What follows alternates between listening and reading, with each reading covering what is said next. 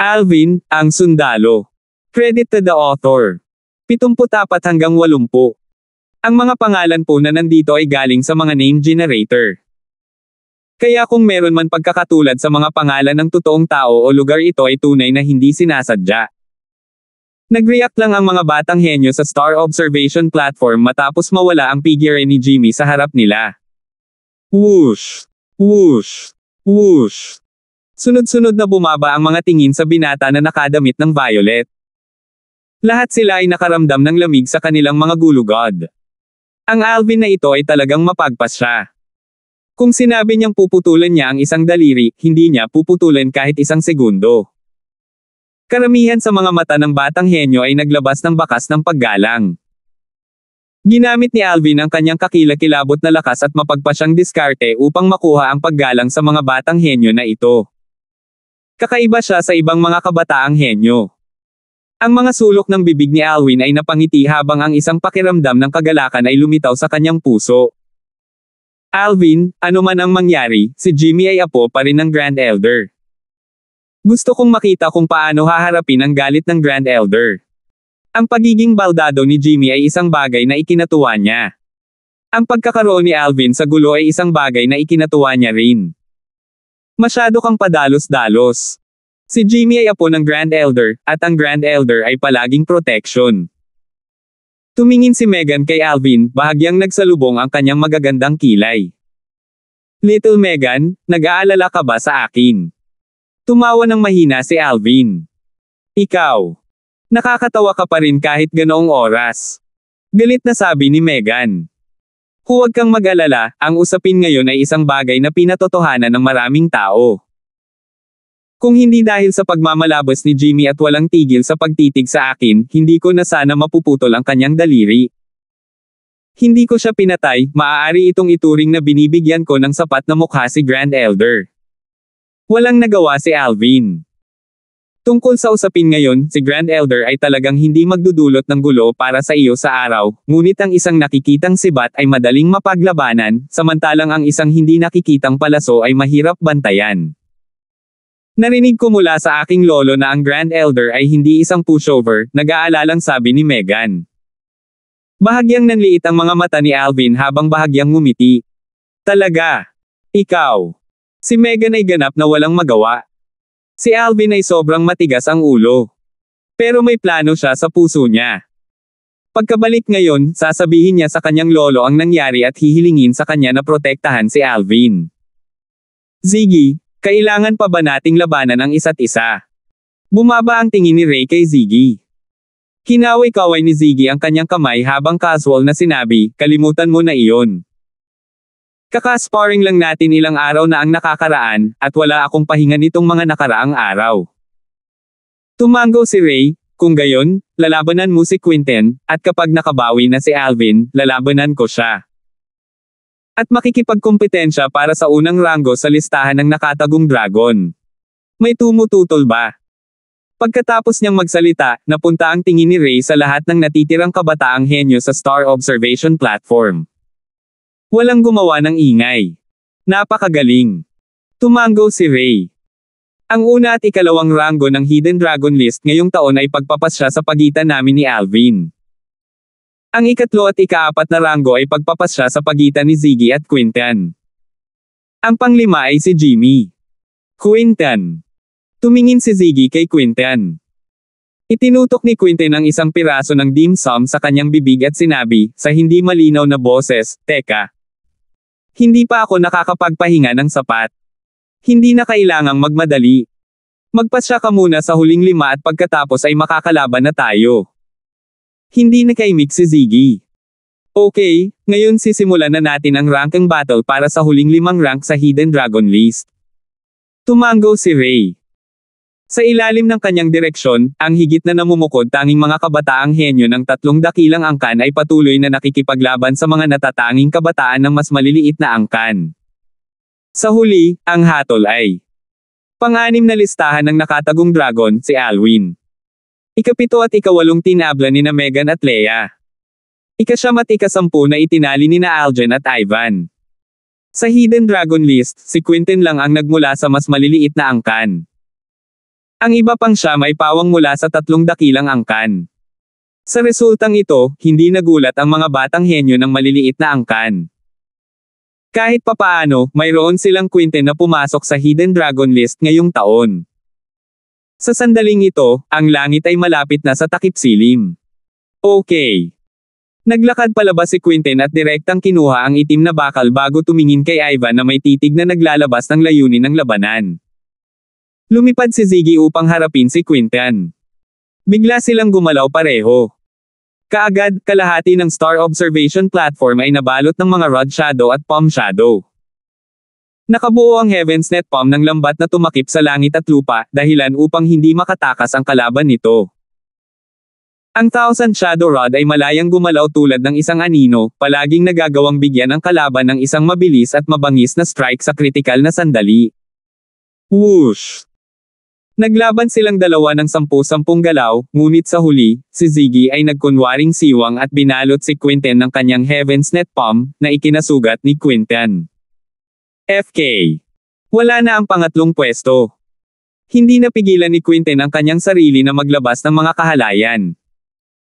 Bahagya siyang nagalit at sa kanya casual na itinapon sa isang tabi ang itim na pamalo. Bagamat natalo si Quinten, nakuha pa rin niya ang respeto ng lahat. Ang isang alagad ng isang maliit na angkan na makakamit ang gayong tagumpay ay talagang bihira. Maaaring isipin na sa kanyang likas na talento, kung makukuha niya ang pag-aalaga mula sa isa sa 3 dakilang angkan, hindi imposibleng talunin si Ziggy sa hinaharap. Quinten. Sa sandaling ito, lumabas si Ray habang nakatingin kay Quinten. Kung interesado kang sumali sa aming Dolan Clan upang maging isang disipulo na may isa pang apelyido ng Dolan Clan, ang Dolan Clan ay hindi magsisikap sa pag-aalaga sa iyo. Malinaw, nagustuhan ni Ray ang likas na talento ni Quinten, kaya pinalawig niya ang isang sanga ng oliba sa kanya. Quinten, kung sasali ka sa aming Lin Clan, ang maibibigay sa iyo ng aming Lin Clan ay hindi magiging mas mababa sa Dolan Clan. Si Ziggy ay hindi gustong mahuli. Si Ziggy ay anak ng patriarch ng Lin Clan, kaya normal lang para sa kanya na magsikap na manalo kay Quinten para sa Lin Clan. Itong Ray ay hindi dapat anak ng Dolan Clan's patriarch, di ba? Nang makita ang eksenang ito, hindi napigilan ni Alvin ang sarili na tanungin si Megan. Hindi mo alam ang background ni Ray. May kakaibang tingin si Megan. Umiling si Alvin. Bagaman si Ray ay hindi anak ng Dolan Clan's patriarch, ang kanyang status sa Dolan Clan ay mas mataas pa kaysa sa Dolan Clan patriarch. Ang lolo ni Ray ay ang Supreme Elder ng Dolan Clan, isa sa Dolan Clan's nascent soul powerhouses, paliwanag ni Megan. Kumislap ang tingin ni Alvin.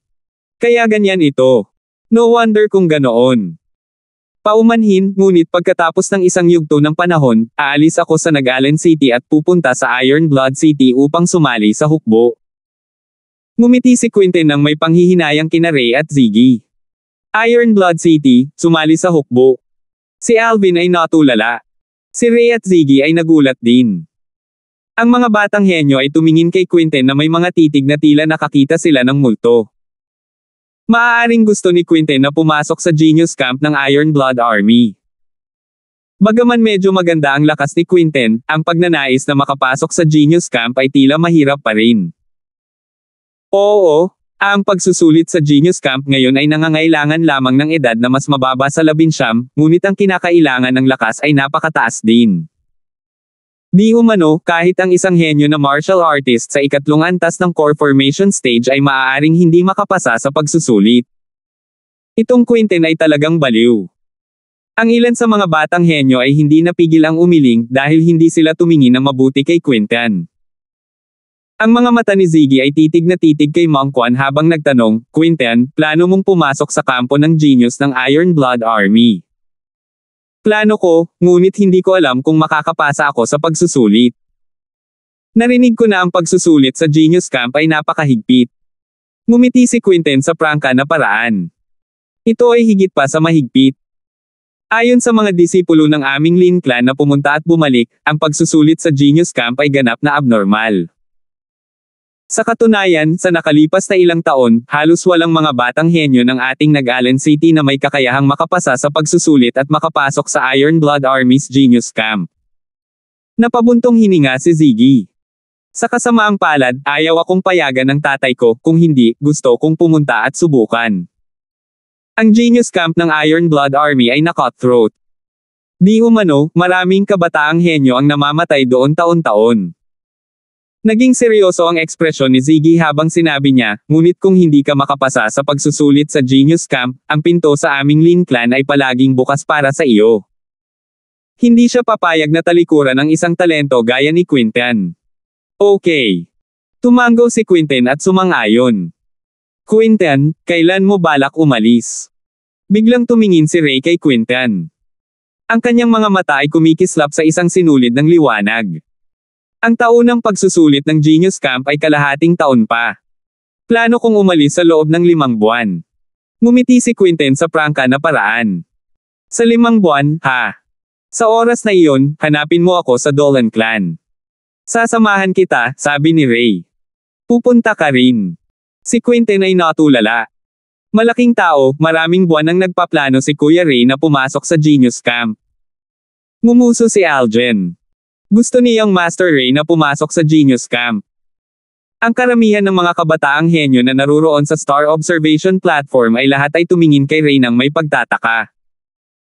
Sa kanilang pag-aalala, si Ray ang pinakanamumukod tanging henyo na disipulo ng Dolan Clan sa nakalipas na 100 taon. Hanggat nananatili siya sa Dolan Clan, ang pagiging patriarch ng Dolan Clan sa hinaharap ay halos isang desisyon. Ngunit kapag nakapasok na siya sa Genius Camp ng Iron Blood Army, magkakaroon lang siya ng maliit na pagkakataong mabuhay. Kung sila si Ray, tiyak na hindi sila magsasapanganib. Kahit na ang mga pagbabalik ay mahusay, iyon ay umaasa sa kakayahang mabuhay. Kapag namatay, lahat ay nawala. Sige, sasama ako sa iyo sa oras na iyon. At least maalagaan natin ang isa't isa. Ngumiti si Quinten. Tumango si Ray, at ang kanyang tingin ay lumipat kay Alvin. Iniisip lang ni Alvin na tanungin si Megan kung ano ang kampo ng henyo ng Iron Blood Army, ngunit nang mapansin niyang lumiwanag ang tingin ni Ray, nanginginig ang kanyang katawan at diretso siyang pumasok sa arena upang harapin si Ray. Sa Star Observation Platform, bumaba ang tingin ng lahat sa kanilang dalawa.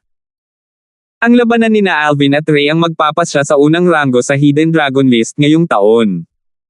Sa tingin ba ninyo lahat ay kayang talunin ni Alvin si Ray? Paano ito magiging posible? Bagamat aminado akong si Alvin ay lubhang kakilakilabot kung kaya't ang kanyang likas na talento ay hindi mas mababa kaysa kay Young Master Ray, ngunit siya ay 16 pa lamang kung tutuusin. Tiyak na hindi niya kayang pantayan si Young Master Ray sa ngayon. Oo. Sa tingin ko rin. Habang ang mga batang henyo ay isa-isang nagtalakay. Gumalaw si Alvin. At nakatayo pa rin si Ray sa lugar, hindi natitinag na parang bundok. Sining sa pagguhit ng espada. Ang unang hakbang na ginawa ni Alvin ay ang kanyang pinakamalakas na pamamaraan. Kasabay nito, sa itaas ng kanyang ulo, 3 sinaunang mammoth silhouette ang nabuo. Sa pakikipaglaban kay Ray, hindi na siya nagpigil pa. 3 sinaunang mammoth silhouette. Ang mga nakapaligid na kabataang henyo na nanunood ay tulala. Isang pang-9 na antas ng body tempering martial artist na nagpapalakas ng 3 sinaunang mammoth. Mukhang totoo lahat ng chismis. Whoosh! Ang violet sword na kumikinang na may halong malamig at mabangis na aura ay diretsyong kumislap patungo kay Ray. Dimensyon ng Mangas. Inilabas ni Ray ang kanyang mangas habang binalot ng kanyang origin energy ang mangas, sinusubukang igulong ang nababaluktot na espada sa kamay ni Alvin. Humph!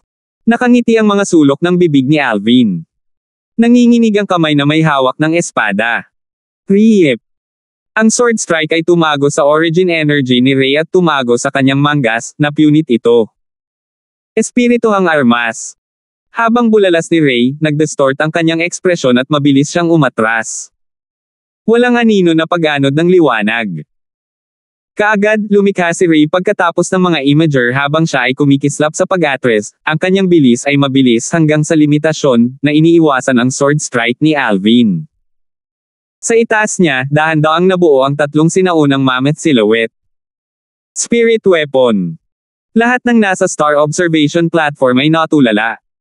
Ang Alvin na ito ay talagang mayroong spirit weapon. Hindi ba siya ay isang branch family na disipulo ng Lysander clan? Pagkatapos ng lahat, sa buong Lysander clan, kahit na ang isang main clan na disipulo tulad ni Jimmy ay walang spirit weapon. 75. Spirit weapon. Tumingin din si Megan kay Alvin. Kahit may spirit weapon siya. Hindi. Mukhang hindi ito isang spirit weapon. Ang iyong lakas ay tila hindi nakatanggap ng anumang amplification. At saka, imposible kahit na ang isang spirit weapon ay lubusang baliwalain ang aking origin energy. Anong espada iyon? Matapos tumayo, si Ray ay nagkaroon ng maikling ekspresyon ng takot habang sinulyapan niya si Alvin. Tumango si Alvin bago sumagot, tama ka, ang aking espada ay hindi isang spirit weapon, ngunit ang aking espada ay naglalaman ng isang uri ng material na kayang baliwalain ang origin energy ng mga martial artists sa ibaba ng origin core stage. Isa ito sa mga espesyal na katangian ng violet meteorite. Baliwalain ang origin energy sa ibaba ng origin core stage. Sinabi ito ni Alvin na parang simple lang, ngunit nang pumasok ito sa tenga ni Ray at ng iba pang mga tao na naroroon, naging sanhi ito ng pamamanhid ng kanilang mga anit. Huwag pansinin ang origin energy sa ibaba ng origin core stage. Sa madaling salita, kung ginamit ni Alvin ang espadang ito sa hindi inaasahang paraan at gumawa ng preemptive strike laban sa isang 9th level core formation martial artist, kung ang taong iyon ay bahagyang hindi nababantayan, posibleng mamatay siya sa ilalim ng espada ni Alvin. Pagkatapos ay magpapalit ako ng espada. Itinaas ni Alvin ang kanyang espada at tumingin sa rack ng mga armas. Hindi na kailangan, gagamit ako ng sandata. Umiling si Ray at nagpatuloy sa paglabas ng mahabang sibat mula sa rack ng mga armas. Hinatak niya ang mahabang sibat habang sinasakal iyon ng kanyang origin energy. Halika. Tumingin si Ray kay Alvin. Spirit Serpent Movement Technique. Sining sa pagguhit ng espada. Ang Violet Meteorite Flexible Sword sa kamay ni Alvin ay mahirap tanggalin dahil ito ay sumusunod na parang anino na kumikislap diretso patungo kay Ray. Dimensyon ng manggas. Nanginginig ang mahabang sibat ni Ray habang tinatangay niya ito patungo sa espada ni Alvin. Habang ang espada ay umaalog-alog, ito ay ganap na naglalaman ng puwersang bigay ng sleeve dimension. Isang malinaw na tunog ang narinig. Ito ay tunog ng espada ni Alvin na hinihiwa sa kalahati ang mahabang sibat ni Ray. Kahit na ito ay fine steel, ang Violet Meteorite Flexible Sword ni Alvin ay kayang hiwain ito, lalo pa ang ordinaryong mahabang sibat sa mga kamay ni Ray. Mukhang hindi ko kayang makipag-away sa'yo. Nakatuon ang tingin ni Ray habang kumikislap habang hawak ang maikling sibat. Walang anino na pag-anod ng liwanag. Isinasagawa ang kanyang diskarte sa paggalaw, ang bilis ni Ray ay mabilis sa limitasyon.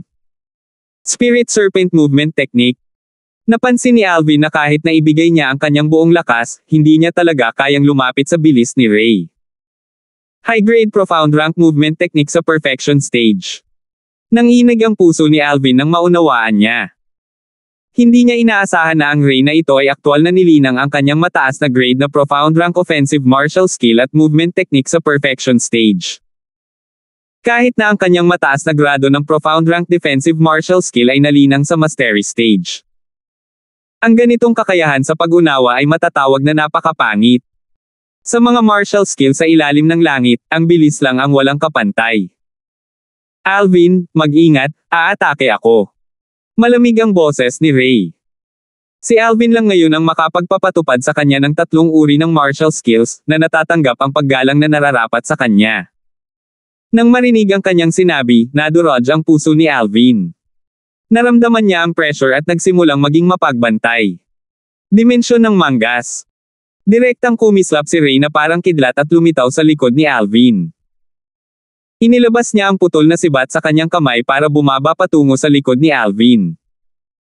Sa sandaling naisip niya na si Alvin ay lilipad sa pamamagitan ng kanyang sibat. Whoosh! Ang katawan ni Alvin ay nababaluktot na parang isang espiritong ahas, malapit na iniiwasan ang pag-atake ni Ray. May kakayahan ka. Nagningning ang mga mata ni Ray habang tumataas ang kanyang layunin sa pakikipaglaban. Bagamat naiwasan ni Alvin ang pag-atake ni Ray, nagdulot pa rin ito ng malamig na pawis.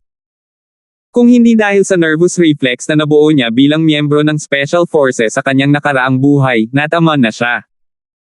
Napakahirap para sa kanya na iwasan ang pag-atake ni Rey sa pamamagitan lamang ng pag-asa sa kanyang Spirit Serpent movement technique na nasa Mastery stage. Kasunod nito, ilang beses pang umatake si Rey. Bawat oras ay isang hindi inaasahang pag-atake. Ngunit sa halip ay napansin niya na si Alvin ay laging nakakaiwas ng malapitan sa kanyang mga pag-atake, dahilan upang siya ay bahagyang magduda. May intuition ba itong si Alvin na hindi mas mababa sa kanya? Ngunit alam niya na pagkatapos ng ilang beses na pag-iwas sa kanyang mga pag-atake gamit ang kanyang nervous reflex, ang nervyos ni Alvin ay pagod na pagod. Dimensyon ng Mangas. Muling sumilip si Rey sa likod ni Alvin na may bilis na mas mabilis kaysa kay Alvin, muling bumababa ang kanyang sibat na sibat. Sa pagkakataong ito, si Alvin, na masakit ang nervyos, ay hindi napigilan ang sarili na sumigaw sa alarma. At sa eksaktong sandaling ito, ang kanyang mga paa ay tumapak sa lupa at ang kanyang buong katawan ay lumipad palabas, kumikislap sa malayo, at naging sanhi ng pag-atake ni Rey sa hangin. Iyon ay nang mapansin ang puting ningning na bumalot sa mga binti ni Alvin, napatulala si Rey. Ito ay Origin Energy. O Diyos ko! Nakalusot si Alvin. Talagang nakalusot si Alvin sa pakikipaglaban niya kay Rey at nabuo ang kanyang Origin Energy. Hindi ka panipaniwala. Karamihan sa mga taong naruroon ay natulala. Nakalusot siya. Napanood ni Megan ang eksenang ito at naging pipi siya. Natatakot akong matalo si Kuya. Isang mapait na ngiti ang lumitaw sa mga sulok ng bibig ni Leia. Nagsalubong ang magagandang kilay ni Aljen habang sinasabi niya, ang Alvin na ito ay talagang kakaiba. Haha! Rey, kainin mo ito. Si Alvin ay tumawa ng malakas habang ang Origin Energy sa ilalim ng kanyang mga paa ay kumikislap at apat na sinaunang mammoth na silhouette ang lumabas mula sa itaas niya. Spirit Serpent Movement Technique. Ang kasalukuyang bilis ni Alvin ay mas mabilis pa kaysa kay Rey. Pagbuo ng kanyang pinagmula na enerhiya sa ilalim ng presyon at pagpasok sa core formation stage. Kahit kay Alvin ay medyo hindi inaasahan. Noong una ay inakala niya na kailangan pa niya ng isang yugto ng panahon bago siya makalusot, ngunit hindi niya akalain na makakalusot siya sa gayong mga kalagayan. Sa huli, kailangan niyang magpasalamat kay Rey. Agad na dumating si Alvin bago si Rey at sinampal ang patag na bahagi ng kanyang talon patungo kay Rey. Dimensyon ng Mangas. Alam ni Rey na ang kasalukuyang bilis ni Alvin ay mas mabilis kaysa sa kanya, kaya maaari lamang niyang piliin na labanan si Alvin ng direkta. Sa kabutihang palad, hindi ginamit ni Alvin ang talim ng kanyang espada. Kaya hindi ito maituturing na umaasa sa mga armas. Pero kahit ganon. Bang! Ang Violet Meteorite Flexible Sword sa kamay ni Alvin ay tumama sa sibat na nasa kamay ni Rey. Ang putol na sibat ay nagsimulang manginig. Napansin ni Rey na ang puwersa ng kanyang sleeve dimension ay ganap na nawasak.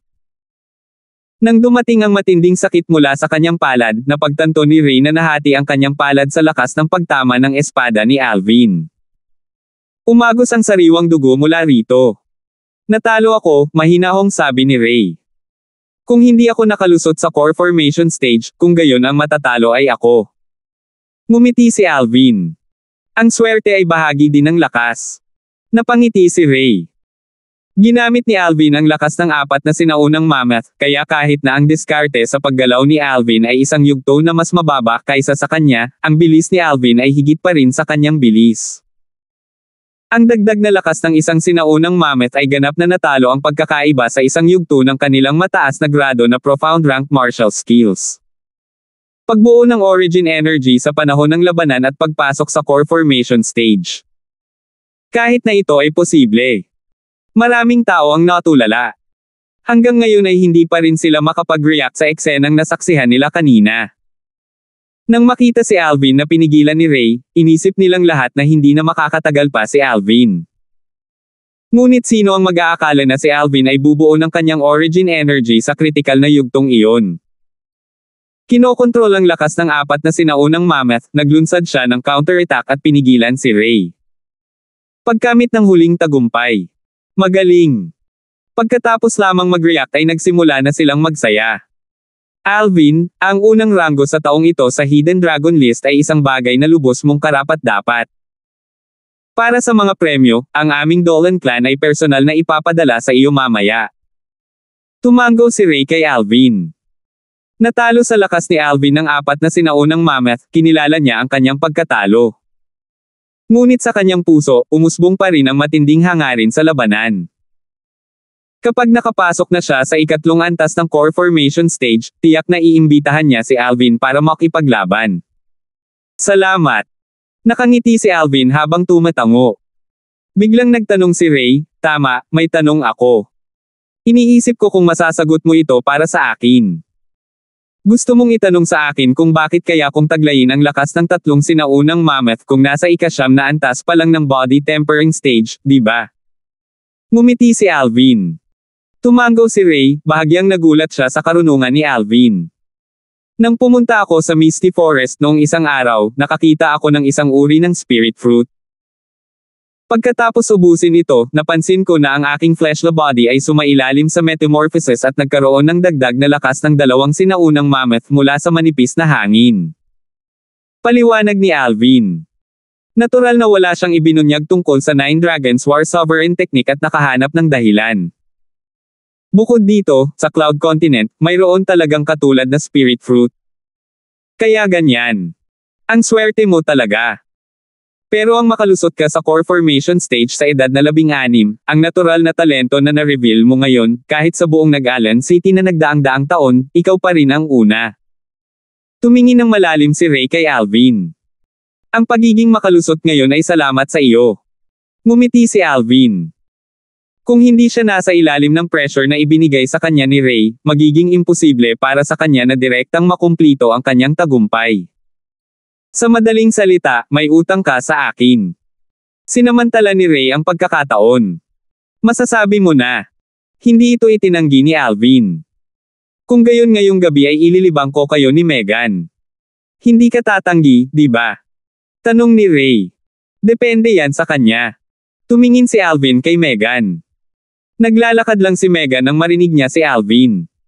Namula ang malaanghel niyang mukha at bahagyang nanginig ang puso niya. Inaalala ang postahan na ginawa niya kay Alvin kanina, gusto niyang maghukay siya ng butas at magtago dito. Kung ganoon ay magkakaroon tayo ng isang bagay bago bumalik. Tumango si Megan. Kasunod nito, inimbitahan ni Ray ang magkapatid na sina Ziggy at Ivan, gayon din si Quinten. Bukod kay Quinten, na nagmamadaling bumalik, nanatili sina Ziggy at Ivan. Yung ibang tao naman, umuwi na. Hindi sila kwalipikadong makatanggap ng imbitasyon mula kay Ray. Natapos ang pagtitipon ng kabataan ngayon. Ang ranking ng Hidden Dragon List ngayong taon ay inilabas. Una, si Alvin. Pangalawa, si Ray. Pangatlo, si Ziggy. Pang-4, Quinten. Ikalima, si Jimmy. Pang-6, Alwin. Ang ika-7 at ika-8 ay nakatabla nina Megan at Leia. Ang ika-9 at ika-10 ay itinali nina Aljen at Ivan. Noong gabing iyon, nagdaos ng piging si Ray sa isang malaking patio. Bukod kina Alvin, Megan, Ziggy, at Ivan, mayroon lamang Ray, Leia, at Aljen. Sa panahon ng piging, tinanong ni Ray si Ziggy, Ziggy, ang iyong lakas ay hindi mas mababa kaysa kay Quinten. Bakit hindi mo subukang sumali sa pagsubok sa Genius Camp ng Iron Blood Army? Nang marinig ang sinabi niya, mapait na ngumiti si Ziggy. Ray Dolan, gusto kong pumunta, ngunit hindi ako pinayagan ng aking ama. Kahit na alam mo na hindi mahalaga kung hindi ako makapasa sa pagsusulit sa Genius Camp, ngunit kung makapasa ako sa pagsusulit at makapasok sa Genius Camp, magkakaroon lamang ako ng isang maliit na pagkakataon na mabuhay. Hindi ako natatakot, ngunit ang aking ama ay hindi payag na makipagsapalaran. Sa buhay ng isang tao, natural na walang kakulangan sa mga paghihirap at panganib. Gayunpaman, nararamdaman ko na ito ay isang pagkakataon para sa akin. Punong-puno ng pananabik ang tingin ni Ray. Si Ziggy ay may kakaibang tingin habang nagtanong, ang iyong lolo ay talagang handang palayain ka. Sa puntong ito, mas open-minded siya kaysa sa tatay mo, pero kahit hindi niya payagan, pupunta pa rin ako. Hindi ang Nag-Alan City ang inaasam-asam kong stage. Kung magpapatuloy ako sa Nagalan City, susunod lang ako sa mga yapot ng lolo ko, at ang Nascent Soul Stage ang magiging huling tagumpay ko bago niya ako hinintay na maranasan ang kamatayan. Tumawa si Ray. 76. Gamit ang iyong likas na talento, hanggat walang aksidenteng nangyari, ang pagpasok sa Iron Blood Army's Genius Camp ay hindi dapat maging problema. Tumingin si Ziggy kay Ray habang nakangiti ito. Hindi mahirap ang pagpasok, ngunit hindi madaling ipagpatuloy ang pag-survive doon. Sa nakalipas na 30 taon, hindi bababa sa humigit kumulang 100 henyong disipulo ng 3 dakilang angkan ng ating Nagalan City ang nakapasa sa pagsubok at nakapasok sa Genius Camp, ngunit sa huli ay wala ni isa ang lumabas na buhay. Namilog ang mga mata ni Ray. Matagal na kayong nagsasalita tungkol sa ilang Iron Blood Army's Genius Camp. Tungkol saan ba ito? Tinanong ni Alvin ang tanong na bumabagabag sa kanya. Hindi mo alam ang tungkol sa Genius Camp ng Iron Blood Army. Tumingin si Ivan kay Alvin na parang nakatingin sa isang dayuhan. Ganun ba kakaiba? Natarante si Alvin. Pagkaraan ng ilang sandali, pagkatapos marinig ang paliwanag mula kay Ziggy, sa wakas ay nalaman na ni Alvin kung anong uri ng lugar ang kampo ng genius ng Iron Blood Army. Ang Iron Blood Army ay isang mabigat na hukbo sa ilalim ng utos ng Crimson Sky Kingdom, na nakagarrison sa Iron Blood City sa hangganan. Ang mga opisyal ng Iron Blood Army ay di umano'y kayang manalo ng isa laban sa 10 laban na may hindi mapigil ang lakas.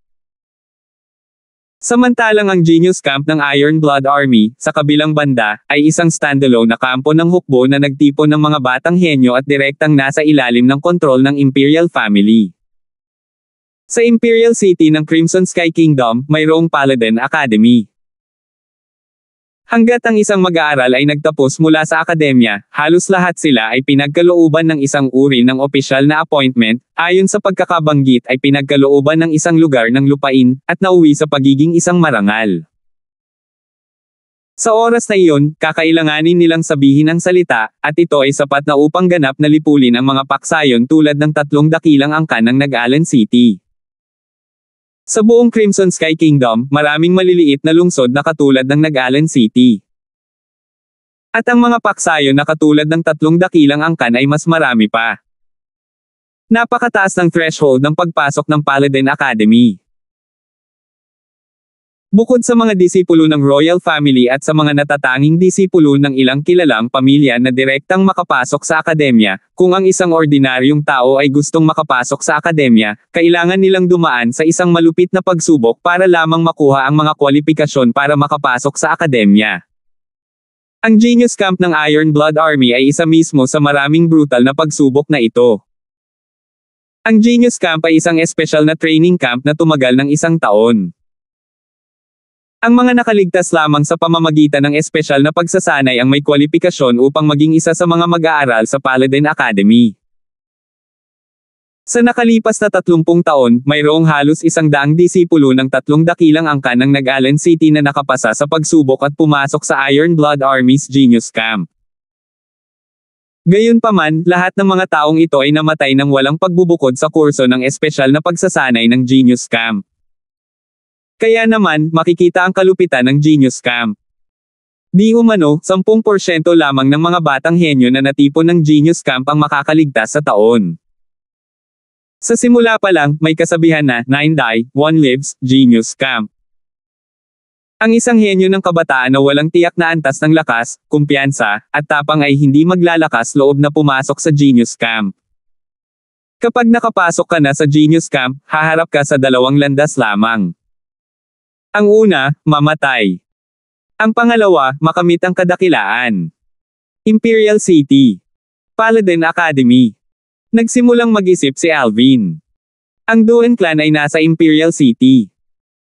Ayon sa sinabi ng kanyang ina, ang Duen Clan ay dapat isa sa mga kilalang pamilya sa Imperial City. Ang Duen Clan, darating din ang araw na pumunta siya doon. Isa lang ang dahilan niya. Para kunin ang buhay ni Xander. Noong araw na iyon, sinaktan ni Xander si Kelly at labis na nasugatan si Dan, na lubos na nagalit sa kanya. Siguro ito ay isang pagkakataon. Naningkit ang mga mata ni Alvin. Marahil dahil sa kanyang karanasan sa pagkakaroon ng karera sa militar sa kanyang nakaraang buhay, naging dahilan ito upang magkaroon ng pakiramdam ng intimacy si Alvin patungo sa genius camp ng Iron Blood Army. Tumingin si Ray kay Alvin habang nagtanong, "So paano, Alvin? Interesado ka ba? Sinabi mo at ni Quinten kanina na ang pagsusulit ng genius camp ay nasa kalahating taon." Tanong ni Alvin. "Oo. Ngunit kung gusto mong pumunta, kailangan mong umalis ng maaga ng 1 buwan. Dahil mula sa ating Nagalan City hanggang sa Iron Blood City, kahit na mabilis kang maglakbay, kakailanganin mo pa ring gumastos ng halos 1 buwan, dahan-dahang sabi ni Ray. Kung gusto mong pumunta, maaari kang sumama sa akin at kay Quinten, patuloy ni Ray. Bahagyang tumango si Alvin, ngunit hindi niya sinabi kung pupunta siya o hindi. Huwag magmadali, may 5 buwan pa. Umiling si Ray at ngumiti. Ang grupo ng mga kabataan at mga dalaga ay nasiyahan sa kanilang sarili at ang piging ay malapit ng matapos. Tama, Alvin, pinutol mo ang daliri ni Jimmy ngayon. Kahit na may ugnay ito sa nakaraan, hindi bababa sa kalahati ng kanyang dark nether finger ay malamang na baldado. Si Jimmy ay walang utak kaya walang dapat ikatakot mula sa kanya. Ngunit ang kanyang lolo, ang Lysander clan's Grand Elder, ay isang kilalang tao, kaya dapat kang mag-ingat. Habang si Ray at ang kanyang kapatid na babae ay personal na pinaalis ang grupo ni Alvin mula sa Dolan Clan Estate, si Ray ay nagkaroon ng seryosong ekspresyon habang binabalaan niya si Alvin. Salamat sa babala. Tumango si Alvin. Sa pagtingin sa grupo ni Alvin na umaalis mula sa malayo, lumingon si Ray upang tingnan ang kanyang kapatid na si Leia. Ang malinaw at magagandang mata ni Leia ay naglabas ng kakaibang kinang. Leia, interesado. Si Ray ay may malabong ngiti sa kanyang mukha. Kuya, anong pinagsasabi mo? Matingkad na pula ang mga pisngi ni Leia, pagkatapos ay tumalikod siya at umalis sa kahihiyan. Tumawa ng malakas si Ray. Ang bawat batang babae ay nag-iisip ng pag-ibig kaya hindi niya ito pinansin. Bukod dito, talagang namumukod tangi si Alvin. Hindi nakakagulat na ang kanyang kapatid na babae, na napakataas ng inaasahan, ay magiging interesado. Habang pabalik sa Nagalan City, iminungkahi ni Ziggy, Alvin, kung gusto mong pumunta sa Iron Blood Army's Genius Camp, iminumungkahi kung pumunta kapag katapos ng 1 o 2 taon. Ibang-iba ka kina Ray at Quinten. Kung hindi sila pumunta sa pagkakataong ito, forever silang hindi magkakaroon ng pagkakataon. Ngunit 16 ka pa lang, kahit na wala ka pang 2 pagkakataon, wala ka pa ring pagkakataon. Ang Genius Camp ng Iron Blood Army ay nag-recruit lamang ng mga henyo ng kabataan na wala pang edad na 19. Bahagyang tumango si Alvin ngunit hindi nagpahiwatig ng pagsang-ayon o hindi pagsang-ayon. Mabilis silang nakarating sa Nagalan City. Alvin, kung kailangan mo ng anumang tulong sa hinaharap, maaari mo kaming hanapin sa Lin Clan. Hanggat ito ay nasa aking kakayahan, talagang hindi ako tatanggi. Bago pumunta sa sarili nilang paraan, bahagyang ngumiti si Ziggy kay Alvin. Oo, magkaibigan kami. Hindi mo kailangang maging magalang sa amin, sabi ni Ivan. Oo naman. Magiliw na ngumiti si Alvin sa kanilang dalawa. Maaari siyang ituring na kaibigan ni Ziggy at Ivan. Nabuo ang kanilang pagkakaibigan sa palitan ng suntok. Pinahahalagahan nila ang kanilang sariling uri. Nakalusot ka na ngayon sa core formation stage. Kaya mo na bang gamutin ang lolo ko? Sa daan pabalik sa Lysander Clan Estate, tinitigan ni Megan si Alvin. Oo, mahal kong asawa. Sumagot si Alvin ng buong seryoso. Ano ang wifey? Natarante si Megan. Ang ibig sabihin nito ay asawa. Ito ang paraan na sinasabi natin ito sa maliliit na bayan sa kanayunan. Ngayon lang napagtanto ni Alvin na siya ay nagkamali. Sa mundong ito, walang ganoong bagay bilang wifey. Sino asawa mo? Namula si Megan. Mabuti kong asawa, nakalimutan mo na ba ang kasunduan natin? Iniabot ni Alvin ang kanyang kamay at ipinulupot ang kanyang braso sa payat na figure ni Megan. Isang malambot na pakiramdam ang pumasok sa kanyang kamay. Nanginig at bahagyang nanigas ang maselang anyo ni Megan, ngunit hindi siya tumutol habang mahinang sinabi, bilasan mo at bitawan mo. May mga tao sa unahan. Tumawa ng malakas si Alvin at tumigil sa panunokso sa kanya. Sige, bukas ng umaga pupunta ako sa bahay niyo para makita kayo ni Lolo, medyo pagod ako ngayon kaya kailangan kong bumalik at matulog ng mahimbing. Pagkatapos bumalik sa Lysander Clan Estate at pauwiin si Megan, noon lang umuwi si Alvin. Sa sandaling pumasok siya sa looban, napansin niya ang batang babae na nakaupo sa harap ng isang mesa na pagod na pagod. Siya ay nakatulog. Napuno ng pagkain ang mesa. Kelly. Nakaramdam si Alvin ng kirot sa kanyang puso. Maaari niyang hulaan na si Kelly ay tiyak na naghintay para sa kanya sa buong gabi. Young Master. Narinig ni Kelly ang ilang tunog at kinusat ang kanyang mga mata, pagkatapos ay bigla siyang tumayo sa gulat at dinala si Alvin sa mesa. Sabi ni Madam siguradong kumain ka na sa labas, pero nagluto pa rin ako ng pagkain. Young Master, kumain ka na ba? Silly girl, hindi pa ako kumakain, at talagang gutom na ako ngayon. Halika, samahan mo akong kumain. Umupo si Alvin, at kasama ang batang babae, nilinis niya ang lahat ng pagkain sa mesa. Kahit na sa huli ay sobra siyang busog, tanging init ang damaloy sa puso ni Alvin. Kahit na ano, ito ang nararamdaman ni Kelly. Hindi siya handang bigwan siya. Nang makitang tinatapos ni Alvin ang lahat ng pagkain, si Kelly ay may nasisiyahang ekspresyon sa kanyang mukha. Matapos linisin ang mga gamit sa mesa, ipinagbigay alam niya kay Alvin at handa nang bumalik sa kanyang silid at matulog. Kelly, matulog ka sa kwarto ko ngayong gabi. Gusto kitang yakapin. Huminga ng malalim si Alvin habang nakatingin sa dalaga. Nataranta ang dalaga at namumula ang mga pisngi, ngunit bahagya pa rin itong tumango. Nakahiga sa kama, inaamoy ang dalisay at sariwang halimuyak ng dalaga, ang ibabang bahagi ni Alvin ay mainit at nag-react. Ngunit hindi na siya humakbang pa, tanging niyakap niya ang dalaga gamit ang isang kamay na nakahawak sa namumulaklak na bulaklak sa kanyang dibdib, kuntentong nakahiga.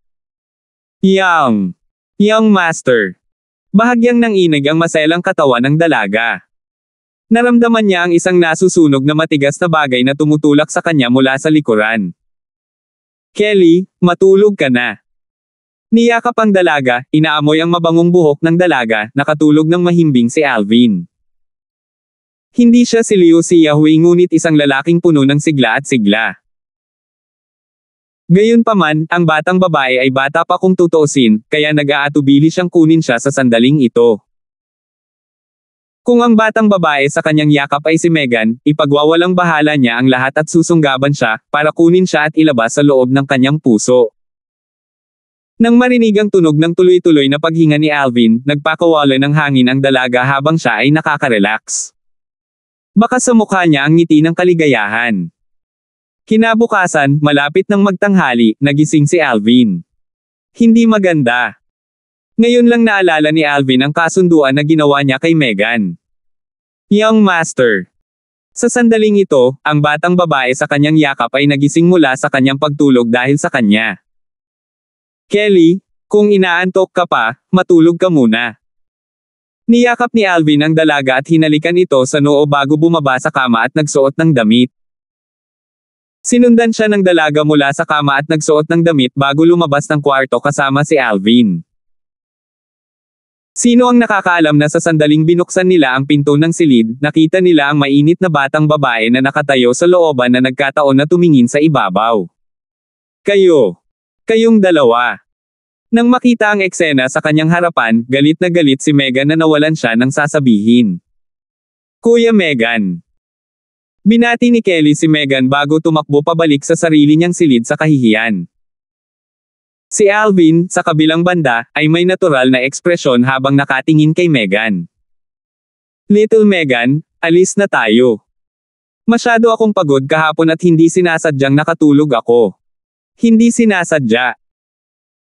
Ang mga mata ni Megan ay tila nasa bingit ng pagbuga ng apoy, ngunit nang maisip niya kung paano niya kailangan si Alvin para tretuhin ang kanyang lolo, tiniis niya ito. Habang naglalakad palabas ng courtyard kasama si Megan, naramdaman pa rin ni Alvin ang amoy ng pulbere na nakapalibot sa kanya. Umiling siya at ngumiti. Masyado talaga siyang nagseselos. Kayong dalawa, kagabi. Sa kalaunan, hindi na nakapagpigil si Megan. Gusto mo itanong kung anong ginawa natin kagabi?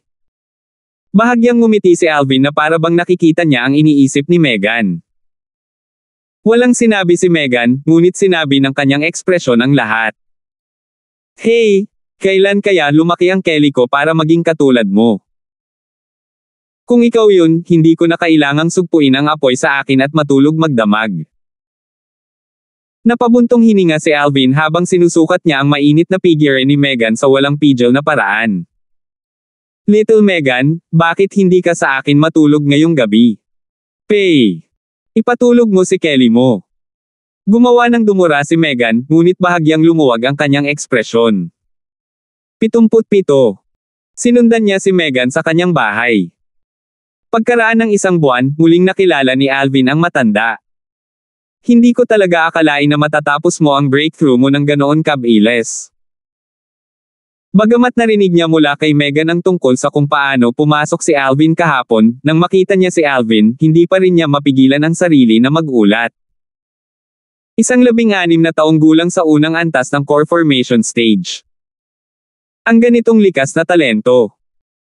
Kahit sa buong Crimson Sky Kingdom, isa pa rin siyang buhay na parang mga balahibo ng phoenix at mga sungay ng kilin. Kung alam niyang may isa pang 16 na taong gulang na core formation martial artist sa tahanan ni Alvin, alam ng Diyos kung ano ang mararamdaman niya noon. Lolo, maaari kong pinuhin ang medicinal pill para sa iyo at bunutin ang iyong mga nakatagong sugat ngayon.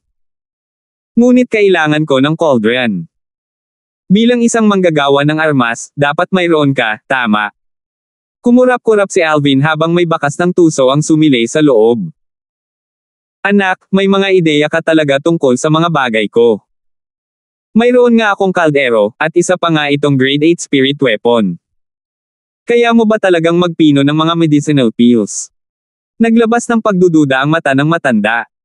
Nagpatuloy si Alvin ng walang kalokohan. Diretso niyang itinaas ang kanyang kamay, nakaharap ang palad sa itaas, na umiikot sa kanyang origin energy.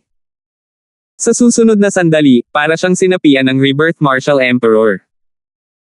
Mahusay na binago ni Alvin ang kanyang origin energy sa isang parang gatas na puting apoy. Ito ay isang grade 9 peel fire. Ang grado ng isang alchemist ay hinuhusgahan batay sa grado ng peel fire. Ito ay isang grade 9 peel fire. Talagang kakaiba ka na walang nakakakita. Binigyan ng matandang lalaki ng malalim na sulyap si Alvin. Kung kaya mo talagang magpino ng medicinal pill, mabubunot ang mga nakatagong sugat ko. Iregalo ko pa sa iyo ang cauldron na iyon. Lolo, hindi ba ang cauldron na iyon ay isang bagay na iniwan ng iyong guro para sa iyo? Nakasimangot ang magagandang kilay ni Megan. Alam niya ang kahulugan ng kalderong iyon sa kanyang lolo. Lolo, dahil may espesyal na kahulugan sa iyo ang cauldron na iyan, kaya ayos lang. Casual na lang akong mag-aayos ng isang cauldron para paglaruan. Ngumiti si Alvin sa matanda, ayaw kunin ang kanyang mahalagang pag-aari. Kalimutan mo na iyon. Ang cauldron na iyon ay ang pinakamataas na likha ng aking Panginoon. Ang pag-iwan nito sa aking mga kamay ay mag-aaksaya lamang ng isang napakahalagang bagay. Mas mabuting ibigay mo ang ningning nito sa iyong mga kamay. Pero anak, sinabi mo na basta-basta mong dadalhin ang isang cauldron upang paglaruan. Huwag mong sabihin sa akin na maaari mo ring i-condense ang isang weapon flame. May kakaibang ekspresyon ang matanda. Ang peel fire sa palad ni Alvin ay nasira at naging mas mapanira. Kaagad, tila mas uminit ang hangin sa loob. Grade 9 weapon flame. Bilang isang manggagawa ng armas, natural na nagagawa ng matanda ang pagkakaiba sa pagitan ng peel fire at weapon flame. Ang peel fire ay mas pinigilan. Ang weapon flame ay mas mapanira at hindi napigilan. Ikaw. Bumibilis ang paghinga ng matanda, bahagyang hindi makahinga. Ang condensing pill fire o weapon flame out of origin energy ay isang bagay na kahit isang taong may mataas na likas na talento ay mangangailangan ng maraming taon ng maingat na paglilinang upang makamit. Ngunit ang naka-violet na kabataan sa kanyang harapan ay ganap na binawi ang kanyang nalalaman tungkol sa mga alchemist at mga manggagawa ng armas.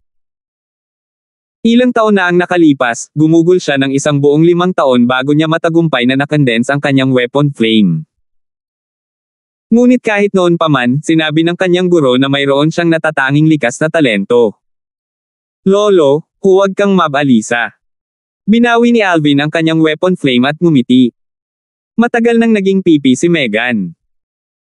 Bagamat hindi siya isang alchemist o manggagawa ng armas, dahil sinusundan niya ang panig ng kanyang lolo mula pa sa murang edad, napuno siya ng kaalaman na kanyang nakita at narinig.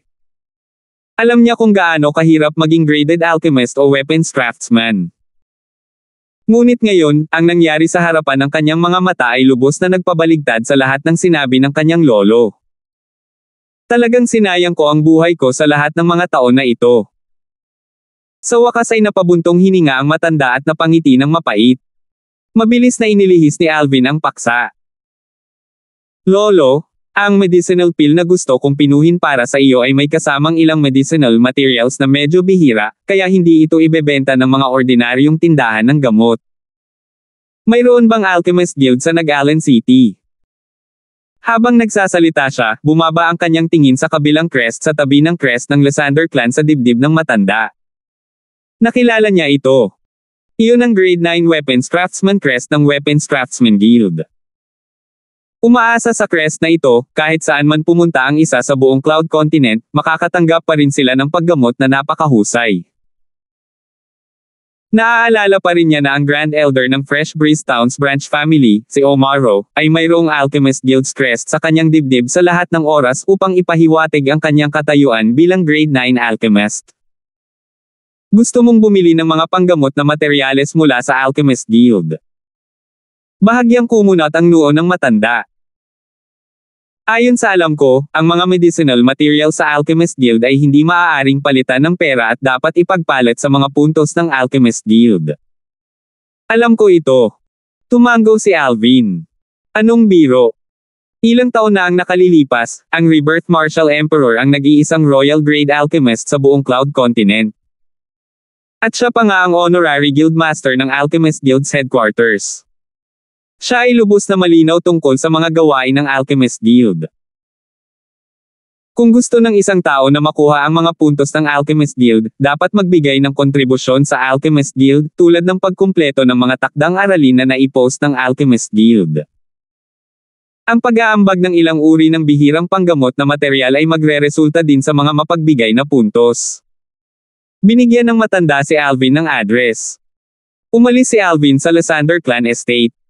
Nagtataka namang sumunod si Megan. Ang sira-sirang lugar na ito ay ang Alchemist Guild. Matapos makarating sa dulo ng isang maliit na eskinita at tingnan ang kinundenang gusali na tila babagsak ito anumang oras, ang mga sulok ng bibig ni Alvin ay kumaibot. Ngunit sa susunod na sandali, ang sinabi ni Megan ay naging dahilan upang tuluyang hindi makapagsalita si Alvin. Hindi masama, ito ay bahagyang mas mahusay kaysa sa Weapons Craftsman Guild. Tumingin si Megan sa kinundenang gusali at humatol. Naiisip lamang ni Alvin kung paano ang Nag-Allen City's Weapons Craftsman Guild ay walang alinlangan na nasa isang mas kakilakilabot na kalagayan. Noong lumakad siya sa Alchemist Guild, ibang-iba ito sa inaasahan niya. Bagamat luma at sira na ang bulwagan, ito ay napakasimple at malinis. Pagpasok nila, bukod sa batang babae sa likod ng counter, walang ibang tao. Pumunta silang dalawa sa counter. Mga customer, maaari ba akong magtanong kung gusto ninyong mag-post ng assignment o kolektahin ang mga medicinal pills na ipinagkatiwala ninyo sa aming Alchemist Guild para pinuhin? Ang batang babae ay may isang ordinaryong hitsura ngunit napaka-animate. Mayroon siyang isang pares ng malalaking mata na puno ng sigla. Ang mga ordinaryong tao ay nakapag-post ng mga takdang aralin sa Alchemist Guild sa pamamagitan ng mga monetary payment at ipinagkatiwala ang Alchemist Guild na pinuhin ang medicinal pill na kinakailangan. Ang mga takdang aralin na ito ay ilalagay ng Alchemist Guild at ialok sa mga alchemist ng Alchemist Guild upang gawin. Ang mga gantimpala ng mga takdang aralin na ito ay i-convert sa mga puntos ng Alchemist Guild. Ang mga puntong ito ay walang silbi sa mga ordinaryong tao, ngunit sa isang alchemist, sila ay lubhang mahalaga. Minsan, ang ilang mga alchemist ay gumagastos pa ng malaking halaga upang mag-post ng mga takdang aralin na kung saan sila ay kukumplito sa kanilang mga sarili bilang isang paraan upang makakuha ng mga puntos. Ito ay katumbas ng paggamit ng pera kapalit ng mga puntos. Sa Alchemist's Guild, ayon sa mga patakaran, ang pera ay pinaghigpitan mula sa direktang pag-convert sa mga puntos. Ngunit tama nga ang mga salawikain. Habang ang pari ay umaakyat sa isang poste, ang Diablo ay umaakyat ng 10. Naparito ako upang magparehistro bilang isang grade 9 alchemist. Bahagyang ngumiti si Alvin habang ipinapahayag niya ang dahilan ng kanyang pagdating. Magparehistro bilang grade 9 alchemist. Natigilan ang dalaga. Akala niya maalwing narinig niya. Ang kabataang ito na mukhang mas bata pa sa kanya ay gustong magparehistro bilang grade 9 alchemist. Pabayaan na ang katotohanan ang isang grade 9 alchemist ay dapat na isang core formation stage martial artist, kahit na ang likas na talento ng kabataang ito sa martial Dao at alchemy ay mas mahusay, ito ay mangangailangan pa rin ng paggastos ng ilang taon ng mapait na paglilinang upang mapawi ang origin energy sa Pilfire pagkatapos makapasok sa core formation stage. Ito ang bakal na batas ng Cloud Continent. Nakakunot ang noo ni Alvin habang nagtanong, ano, hindi ikaw ang namamahala? Customer, sandali. Pupunta ako sa Guildmaster. Bagamat naramdaman ng batang babae na ito ay hindi maisip, siya ay isang customer kung tutuusin, at hindi niya magawang ibahin ang katotohanan ng bagay, kaya't maaari lamang niyang makuha ang Guildmaster ng Alchemist Guild ng Nag-Allen City. Bumalik ang dalaga kasama ang isang matandang lalaki pagkaraan ng ilang sandali. Ang matandang lalaki ay puno ng lakas at sigla at ang kanyang mga mata ay kumikinang sa isang matalinong liwanag. Sino ang gustong magparehistro bilang grade 9 alchemist? Bumaba ang tingin ng matanda kina Alvin at Megan at bahagyang kumunat ang kanyang mga kilay. Ako. Tumingin si Alvin sa matanda. Nakakunot ang noo ng matanda habang sumisigaw sa mahinang boses, ikaw. Saan nanggaling ang batang ito? Bilisan mo at umuwi na, hindi ito ang lugar para magbiro. Geezer, bakit wala kang manners? Si Megan ay hindi na makatayo at manood. Humph! Anong manners ang alam ng isang maliit na babae na tulad mo? Kayong dalawa na pumupunta dito para magbiro, ito ang tawag sa manners. Saglit doon ko naisip na may bagong alchemist ang Nag-Allen City, pero hindi ko akalain na dalawang bata pala ang dumating para magkagulo. Nang matapos siyang magsalita ay bahagyang nahiya at nairita ang matanda. Geezer, walang ganap. Huwag palaging tumingin sa ibabaw ng mga bagay. Si Alvin ay winalis ang matanda sa kanyang walang pakialam na tingin. Nang matapos siyang magsalita, itinaas niya ang kanyang palad at isang gatas na puting Pilfire ang tumalon dito. Parehong natulala ang matanda at dalaga. Isang grade 9 Pilfire, hindi ito isang bagay na hindi pa nila nakita noon. Ngunit ang paglitaw nito sa kamay ng isang 16 na taong gulang na kabataan ay isang bagay na nakita nila sa unang pagkakataon. Anak, may master ka ba? Nagningning ang mga mata ng matanda. Ang kanyang saloobin ay nagbago ng 360 degree habang nakatingin kay Alvin na parang tumitingin sa isang kayamanan. Anong kalokohan? Kung wala akong master, magagawa ko bang maging grade 9 alchemist sa ganoong edad? Binigyan ni Alvin ang matanda ng masamang tingin. Natural na alam niya na ang matanda ay nakakakuha ng mga ideya na gustong kunin siya bilang isang alagad. Ngunit sa ganang kanya, ang isang grade 8 alchemist lamang ay walang kwalipikasyon para maging guro niya. Saglit na natigilan ang ekspresyon ng matanda at saglit na nakaramdam ng kahihiyan. Mabilis na tinulungan ng matanda si Alvin na magparehistro at ipinasa kay Alvin ang isang grade 9 alchemist crest at isang crystal card. Ang crystal card ay ang eksklusibong point card ng Alchemist Guild. Nakita ni Alvin na ang natitirang mga puntos sa loob ay 0 nang i-circulate niya ang kanyang origin energy sa crystal card. Tumingin ang matandang lalaki kay Alvin at hindi na maibalik ang kanyang katinoan sa napakatagal na panahon. Isang 16 na taong gulang na grade 9 alchemist. Bigla niyang naramdaman na sa lahat ng mga taon na ito, ang nakatagumpait na naipon niya dahil sa pagpapadala sa tiwangwang na lugar na ito ay biglang nawala. Tama, geezer, kailangan ko ng ilang materyales, sabi ni Alvin. Bata, hindi ako isang geezer. Ako ang Alchemist Guild's Guildmaster ng Nag-Allen City, Marcus. Kung tungkol sa mga materyales na kailangan mo, sigurado, hanggat maaari kang magkumpleto ng isang assignment o magambag ng isang medicinal formula, maaari mong palitan ang mga ito ng ilang mga puntos at bilhin ang gusto mo gamit ang mga puntong iyon. Pinandilatan ni Marcus si Alvin. Tapos magpo-post ako ng assignments ngayon. Nag-withdraw si Alvin ng isang stack ng silver bill. Anak, kailangan kitang bigyan ng babala. Pagdating sa mga assignment na ipino-post ng mga customer sa Alchemist Guild, ako bilang Alchemist Guild's Guildmaster ay may autoridad na unahin kapag tinatanggap ang mga assignment na ito, kaya kung gusto mong makipagpalitan ng puntos sa pera, mas mabuting kalimutan mo na ito. Ang mga sulok ng bibig ni Marcus ay lumulutang sa isang nakakatuwang ngiti na para bang hawak niya si Alvin sa kanyang palad. Geezer, walang hiya ka talaga. Nang marinig ang sinabi ni Marcus, hindi na nakayanan ni Megan at sinabi ito sa ngalan ni Alvin. 78. Bata, hindi ito tinatawag na walang hiya. Sinusunod ko lang ang mga patakaran ng Alchemist Guild. Ang mga sulok ng Marcus's curled sa isang kampante simile. Ikaw. Natarante si Megan. Munting Megan, hindi mo kailangang magalit sa isang matanda. Ang puso ng matanda ay hindi maganda. Kung hindi mo sinasadyang magalit sa kanya hanggang sa siya ay mahimatay, kailangan nating magbayad ng maraming pera. Iniabot ni Alvin ang kanyang kamay at hinawakan ang malajade na kamay ni Megan. Hinaplos niya ang palad niya para gumaan ang pakiramdam niya.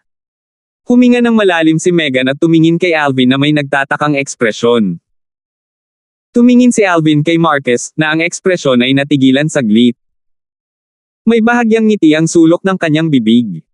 Gustong nakawin ang kanyang negosyo. Tulungan mo akong magrehistro. Gusto kong mag-post ng assignment. Tumingin si Alvin sa batang babae sa tabi ni Marcus. Bahagyang nag-alinlangan ang dalaga at tumingin sa matanda. Siya ay kasalukuyang customer ng aming Alchemist Guild. Ipasa sa akin ang assignment kapag nerehistro mo na ito. Tumango si Marcus sa dalaga. Ngunit sa isang maikling sandali, nang marinig niya ang takdang aralin na ipinost ni Alvin, ang ngiti sa kanyang mukha ay tuluyang natigil. 10,000 pilak, pinuhin ng 3 phosphorus flame pills. Phosphorus flame pill. Anong medicinal pill iyon? Wala pa siyang narinig na ganoong medicinal pill. Geezer, ayon sa mga alituntunin ng Alchemist Guild, kung ang isang alchemist ay makakapagpino ng medicinal pill na kinakailangan ng isang assignment, maaari siyang makakuha ng advance sa mga puntos na kinakailangan para makabili ng mga medicinal materials. Pagkatapos ay maaari nilang ibawas ang mga puntos mula sa reward ng assignment kapag ito ay nakumpleto. Hindi ako nagkakamali, di ba? Binigyan ni Alvin ng matalim na tingin si Marcus. Bahagyang nanlumo si Marcus. Talagang may ganoong tuntunin. Hindi sinasadyang kinuha ni Marcus ang mga panggamot na materyales na kailangan ni Alvin, nagayos din ng isang tahimik na silid para kay Alvin. Geezer, hindi ka magsasawang ipahiram sa akin ang iyong cauldron saglit, tama? Kinusat ni Alvin ang kanyang mga mata na naging sanhi ng pagkibot ng mga sulok ng bibig ni Marcus. Hindi problema ang pagpapahiram, ngunit kailangan kong humingi ng 10 puntos mula sa iyo. Huminga ng malalim si Marcus. Ang batang ito, bilang isang alchemist, kailangan talaga niyang humiram ng cauldron sa isa pa. Unprofessional talaga. 10 puntos. Sumimangot si Alvin. Ang 10,000 silver assignment na ito ay parang 100 points lang, di ba? At yung mga materyales na binigay mo sa akin, ilang points ang kailangan? Hindi gaanong 30 puntos. Nang mapansin ni Marcus ang pagsimangot sa mukha ni Alvin, sa wakas ay may bahagyang ngiti ang kanyang tensyonado na mukha. Malilim ka talaga. Pero mas mabuting huwag mong pagsisihan. Natanggap ni Alvin ang cauldron mula kay Marquez at binigyan ng matalim na tingin si Marquez. Noon lang niya kinuha si Megan at pumasok sa silent room at isinara ang pinto sa likod niya. Panghihinayang. Ano ang dapat kong pagsisihan? Hindi ito pinansin ni Marquez. Sa tahimik na kwarto, pinagpag ni Alvin ang cauldron sa kanyang kamay at tumango. Ang geyser na iyon ay tuso, ngunit ang kanyang cauldron ay talagang hindi masama at maaaring ituring na pinakamataas na kalidad sa mga grade 8 spirit weapons. Ang mga alchemist ay nagkaroon ng maraming pangangailangan ng kanilang mga cauldrons noong pino nila ang mga gamot na table task. Halimbawa, ang isang grade 9 alchemist ay nangangailangan ng paggamit ng isang grade 9 spirit weapon o mas mataas sa cauldron upang matiyak na ang cauldron ay hindi matutunaw ng pale fire. Ang isang grade 8 alchemist ay mangangailangan ng grade 8 spirit weapon o mas mataas sa cauldron. So on and so forth. Kung mas mataas ang grado ng alchemist, mas mataas ang kanilang kinakailangan para sa kanilang cauldron. Sabi mo gusto mong pagsisihan ang geyser na iyon. Tumingin si Megan kay Alvin nang may pagtataka. Malalaman mo rin sa lalong madaling panahon. Mahiwagang ngumiti si Alvin. Matapos ilagay ang cauldron sa stone platform sa tahimik na silid, ang palad ni Alvin ay nasunog ng isang gatas na puting pale fire, pagkatapos ay binuksan niya ang takip ng cauldron at inilagay ang pale fire sa loob. Kasabay nito, sinimulan ni Alvin na isa-isang ilagay ang mga materyales. Ang pagpino ng mga gamot na table task ay partikular na tungkol sa pagkakasunod-sunod kung saan idinagdag ang mga panggamot na materyales, pati na rin ang halaga. Ang isang maliit na pagkakaiba ay maaaring humantong sa isang malaking error. Pagkatapos noon ay ang kontrol ng pale fire. Nang matapos ni Alvin na ilagay ang lahat ng mga materyales sa cauldron, tinakpan niya ang cauldron. Tumalon-talon ang kanyang origin energy sa kanyang mga palad at naging pale fire, pagkatapos ay inilagay niya ang kanyang mga kamay sa dalawang air vent ng cauldron at pinapasok ang pale fire, na sinimulang pinuhin ang medicinal pill na may pale fire na mataas ang lakas. Ang string ng mga sandali ay natapos na parang umaagos na tubig na para bang ito ay isang pagganap ng isang alchemist na may masaganang karanasan. Si Megan, na nakatayo sa gilid, ay ganap na natulala habang nanunood. 16 lang ba talaga siya? Nayanig ang puso ni Megan. Ang lahat ng kabataang ito sa kanyang harapan ay ganap na hindi isang bagay na dapat nakayanin ng isang 16 na taong gulang na kabataan. Pakiramdam niya ay mas naging misteryoso ang kabataan. Nagkaroon siya ng hindi maarak na pakiramdam. Makalipas ang isang oras, nanginginig ang mga kamay ni Alvin habang ang kanyang pale fire ay sumasabog, sumugod sa cauldron. Pill harvest. Agad, 3 medicinal pill na kumikislap na may pulang-pula na kinang-ang lumipad mula sa bakana sa gilid ng cauldron, nahulog sa kamay ni Alvin. Mukhang hindi masama ang aking unang beses na pagpino ng mga medicinal pill. Ang kadalisayan ay higit sa 70%. Sa pagtingin sa mga medicinal pill, tumawa si Alvin sa kasiyahan. Kahit na pinipino nila ang parehong medicinal pill, ang bawat natapos na produkto ng alchemist ay magkakaroon ng pagkakaiba. Isang pagkakaiba sa kadalisayan. Kung mas kaunti ang mga dumi sa loob ng medicinal pill, mas magiging maganda ang medicinal effect ng medicinal pill. Kung ito ay phosphorus flame pill na pinino ng isang ordinaryong grade 9 alchemist, ang kadalisayan ay hindi lalampas sa 60%. Halimbawa, ang Grand Elder ng Lysander Branch family ng Fresh Breeze Town, ang Thunder Flame Pill na pinino niya ay may purity lang na mahigit 50%, kaya nabawasan ng husto ang epektong panggamot. Ang Phosphorus Flame Pill ay ang medicinal pill na pinino niya para sa lolo ni Megan. Batay sa kasalukuyang kalagayan ng lolo ni Megan, isang Phosphorus Flame Pill lang na may purity na higit sa 80% ang ganap na mabubunot ang kanyang mga nakatagong pinsala. Sa makatuwid, si Alvin ay makakapagpino lamang ng isang mataas na kadalisayan na medicinal pill ng mag-isa. Kadalisayan ng higit sa 70%. Ang sinumang alchemist ay malalaman kung gaano kabihira ang antas ng kadalisayan na ito. Sa makatuwid, nang inumin ni Alvin ang Phosphorus Flame Pill para kolektahin ang mga puntos ng assignment, ang ekspresyon ni Marquez ay abnormal na kahanga-hanga. Ito. Kinuha ang phosphorus flame peel, nanginginig ang tingin ni Marquez. Bagamat hindi pa niya narinig ang phosphorus flame peel, ni hindi niya alam ang paggamit nito, sa sandaling ito ay magagamit niya ang perception ng isang grade 8 alchemist para mapansin kung gaano pambihira ang medicinal pill na ito. Batay sa kanyang magaspang na pagtatansya, ang phosphorus flame pill na ito ay may purity na hindi bababa sa 70%. Anong uri ng konsepto ito? Bilang isang alchemist, natural siyang naiintindihan. Kahit na ang isang grade 1 alchemist ng Cloud Continent ay hindi kinakailangang mapataas ang kadalisayan sa ganoong antas kapag pinipino ang isang grade 9 medicinal pill. Pagkatapos ng lahat, sa isang katulad na tabletang panggamot, ang kadalisayan ng 60% at 70% ay ganap na katulad ng pagkakaiba sa pagitan ng langit at lupa. Ang nakapagpapagaling na epekto ay ganap na hindi sa parehong antas. Anak, paano mo nagawa? Tiningnan ni Marquez si Alvin sa medyo nabalisa na paraan. Casual kung pinino ito at nangyari lang. Paano naman? Hindi naman masama, di ba? Ito ang unang beses na nagpipino ako ng medicinal pill simula nang pumasok ako sa core formation stage kahapon. Sinulyapan ni Alvin si Marquez bago ngumisi, na nagpapakita ng isang set ng mapuputing ngipin. Nakarating sa core formation stage kahapon. First time na magpino ng medicinal pill. Nang marinig ito, kumaibot ang mga sulok ng bibig ni Marquez. Huwag kang magbiro.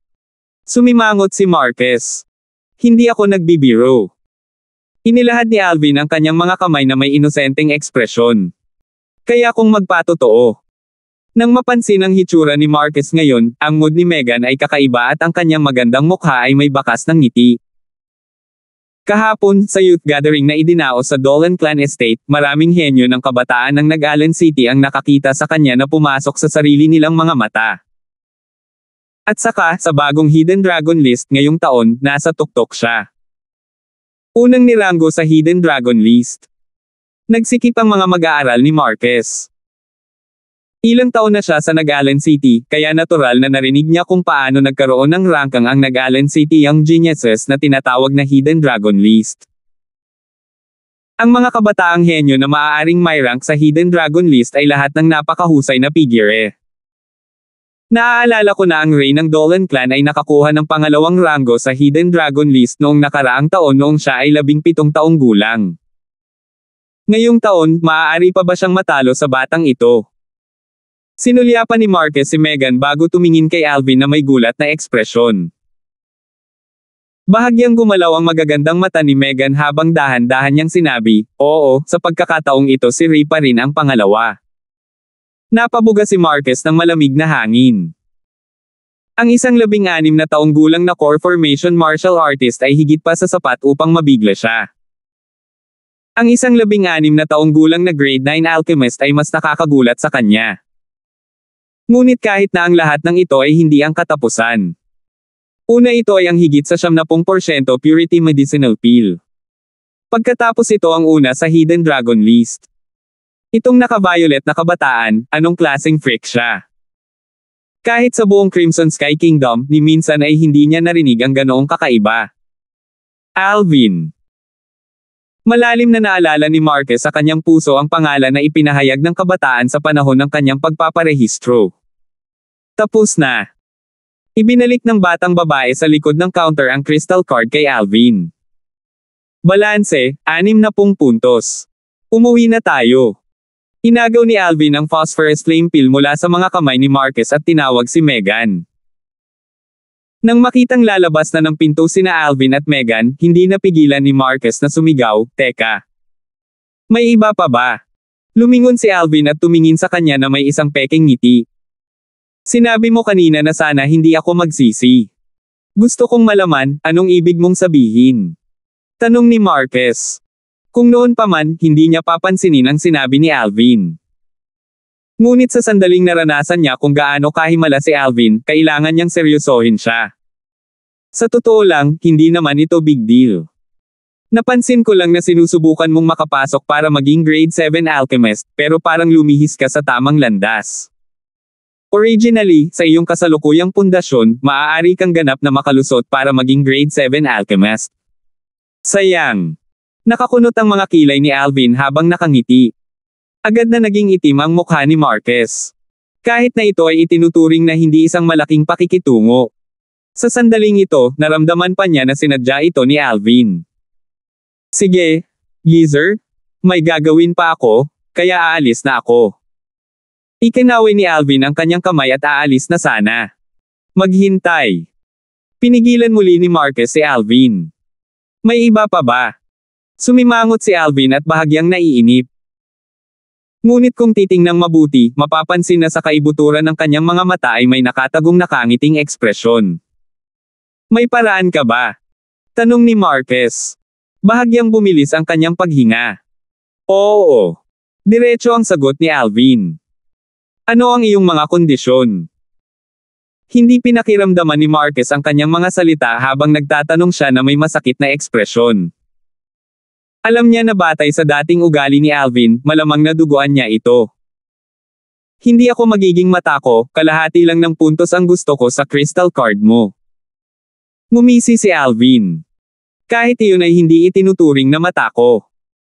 Iyon ang mga puntos na naipon niya sa kalahati ng kanyang buhay. Kumaibat ang mga sulok ng bibig ni Marquez at lihim niyang naisip, Little Fox. Sumasang-ayon ako. Ngunit tiyak na sumang-ayon si Marquez sa kanyang mga kondisyon at ang kanyang tingin ay bumaba kay Alvin. Ngunit nais kong suriin muna ang mga kalakal bago ko ibigay sa iyo ang mga puntos. Ano, natatakot kang lokohin kita? Tapos kalimutan mo na. Wala tayong utang sa isa't isa. Iniabot ni Alvin ang kanyang kamay at hinawakan ang kamay ni Megan bago naglakad palayo ng mabilis. Whoosh!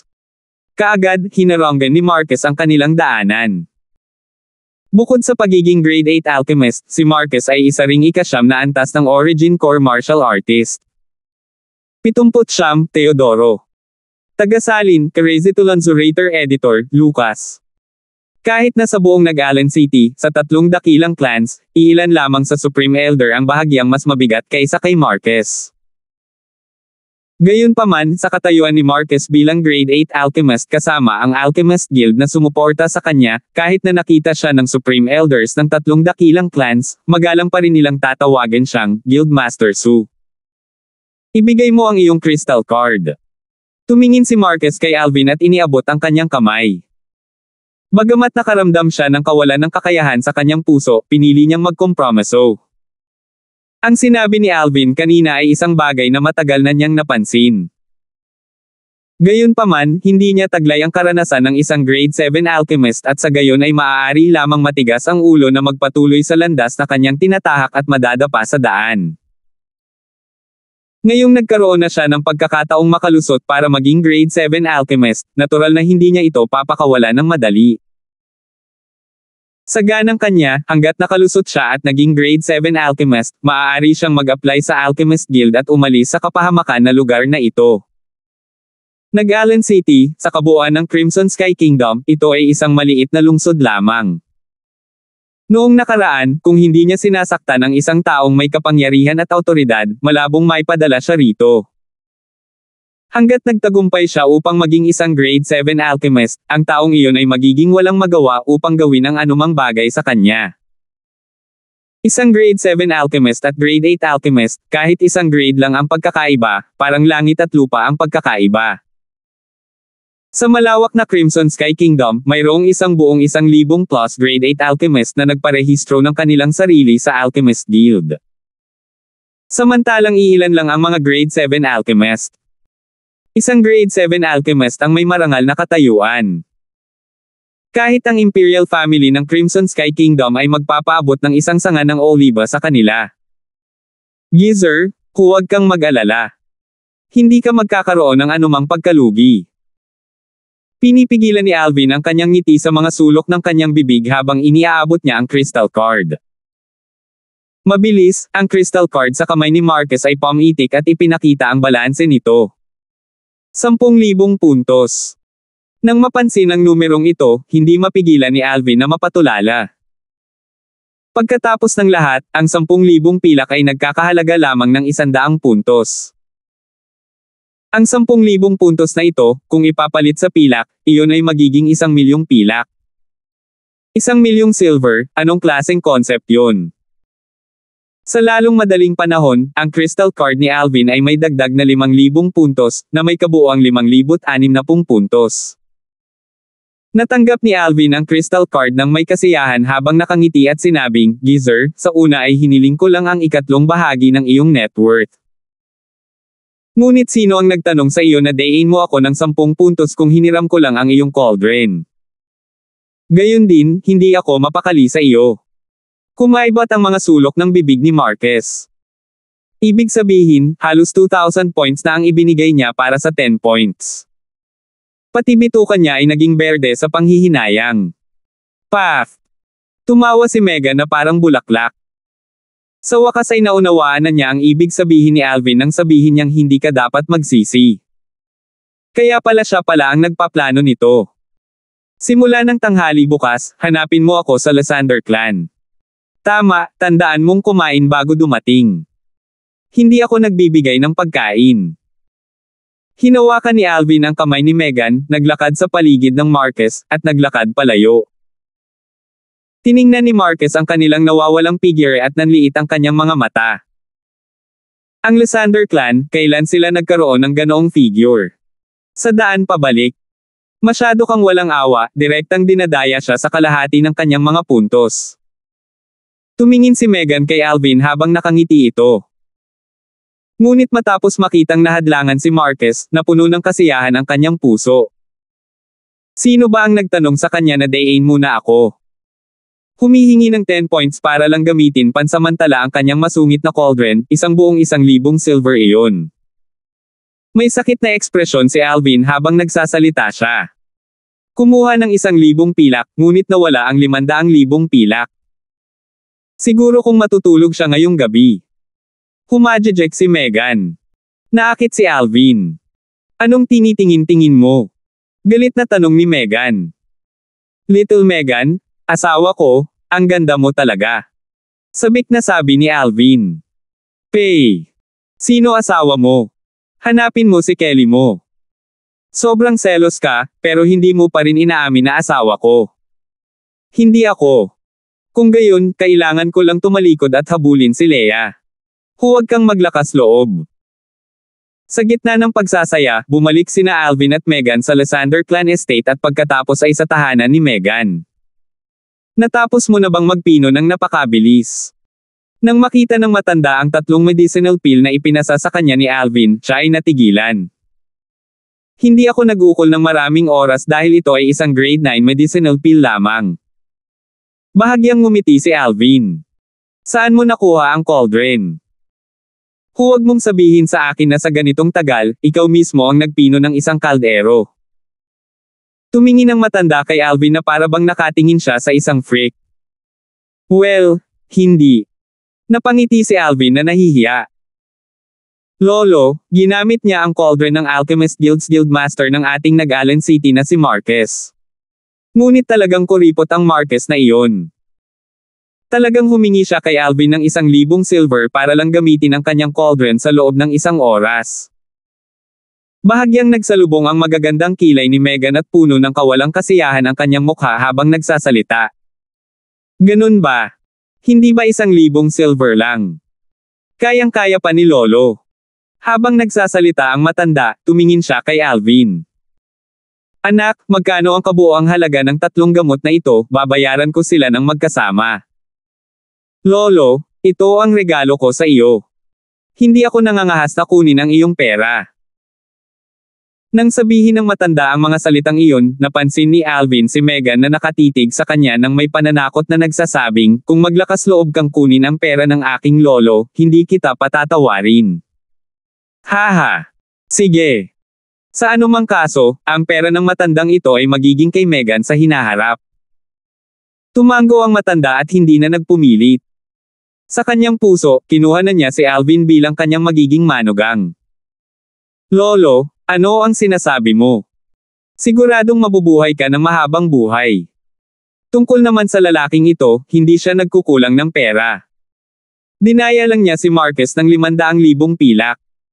Napakunot noo si Megan na ibenta si Alvin sa isang kisap mata. 500,000 pilak. Napatulala ang matanda. Bagamat siya ay grade 9 weapons craftsman, kahit na ang lahat ng yaman na naipon niya sa kalahati ng kanyang buhay ay hindi nagkakahalaga ng 500,000 silver. Anong nangyari? Nagtataka ang matanda. Sinabi ni Megan sa matanda ang pagkakasunod-sunod ng mga pangyayari. Haha. Kung ganoon, sinaktan ni Guildmaster So ang sarili niya sa sarili niyang ginagawa sa pagkakataong ito. Hindi na napigilan ng matanda ang pagtawa. Nawala ang tawa ng matanda habang seryosong nakatingin kay Alvin. Bata, maaari mong isaalang-alang ang iyong sarili na maswerte sa pagkakataong ito.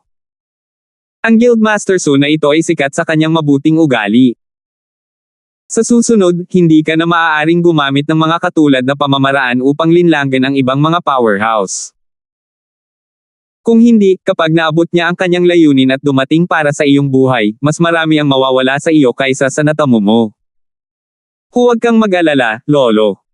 Alam ko kung ano ang dapat kong gawin. Tumango si Alvin na parang may pinag-aralan.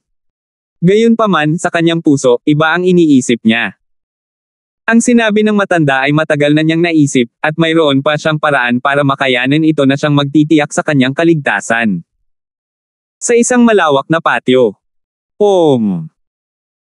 Isang napakabilis na figure ang itinuro ang kanyang daliri habang siya ay kumikislap, na naging sanhi ng isang matalim na alulong na sumabog. Dark Nether Finger. Ang figure ay si Jimmy. Ang kanyang kanang hintuturo ay ganap na nakakonekta at gumaling na, at siya ay nasa proseso ng pagsubok sa antas ng paggaling. Klang! Lumiwanag ang Dark Nether Finger, na tumama sa isang batong haligi sa looban. Kaagad na may punto ng impact bilang sentro, nahati ang mga bitek sa haliging bato bago sumabog ng may malakas na putok. Napasigaw si Jimmy. Habang hawak niya ang kanyang kanang hintuturo ay umaagos ang malamig na pawis. Jimmy, anong problema? Ang taong nagmamasid sa gilid ay isang matangkad at may edad na. Lumakad siya ng may malalaking hakbang at may bakas ng pag-aalala sa pagitan ng mga kilay. Ito ay tiyak na lolo ni Jimmy, ang Grand Elder ng Lysander clan. Teodoro Lysander. Lolo, ang aking Dark Nether Finger ay baldado. Mapatla ang mukha ni Jimmy dahil hindi niya matanggap ang katotohanan ito.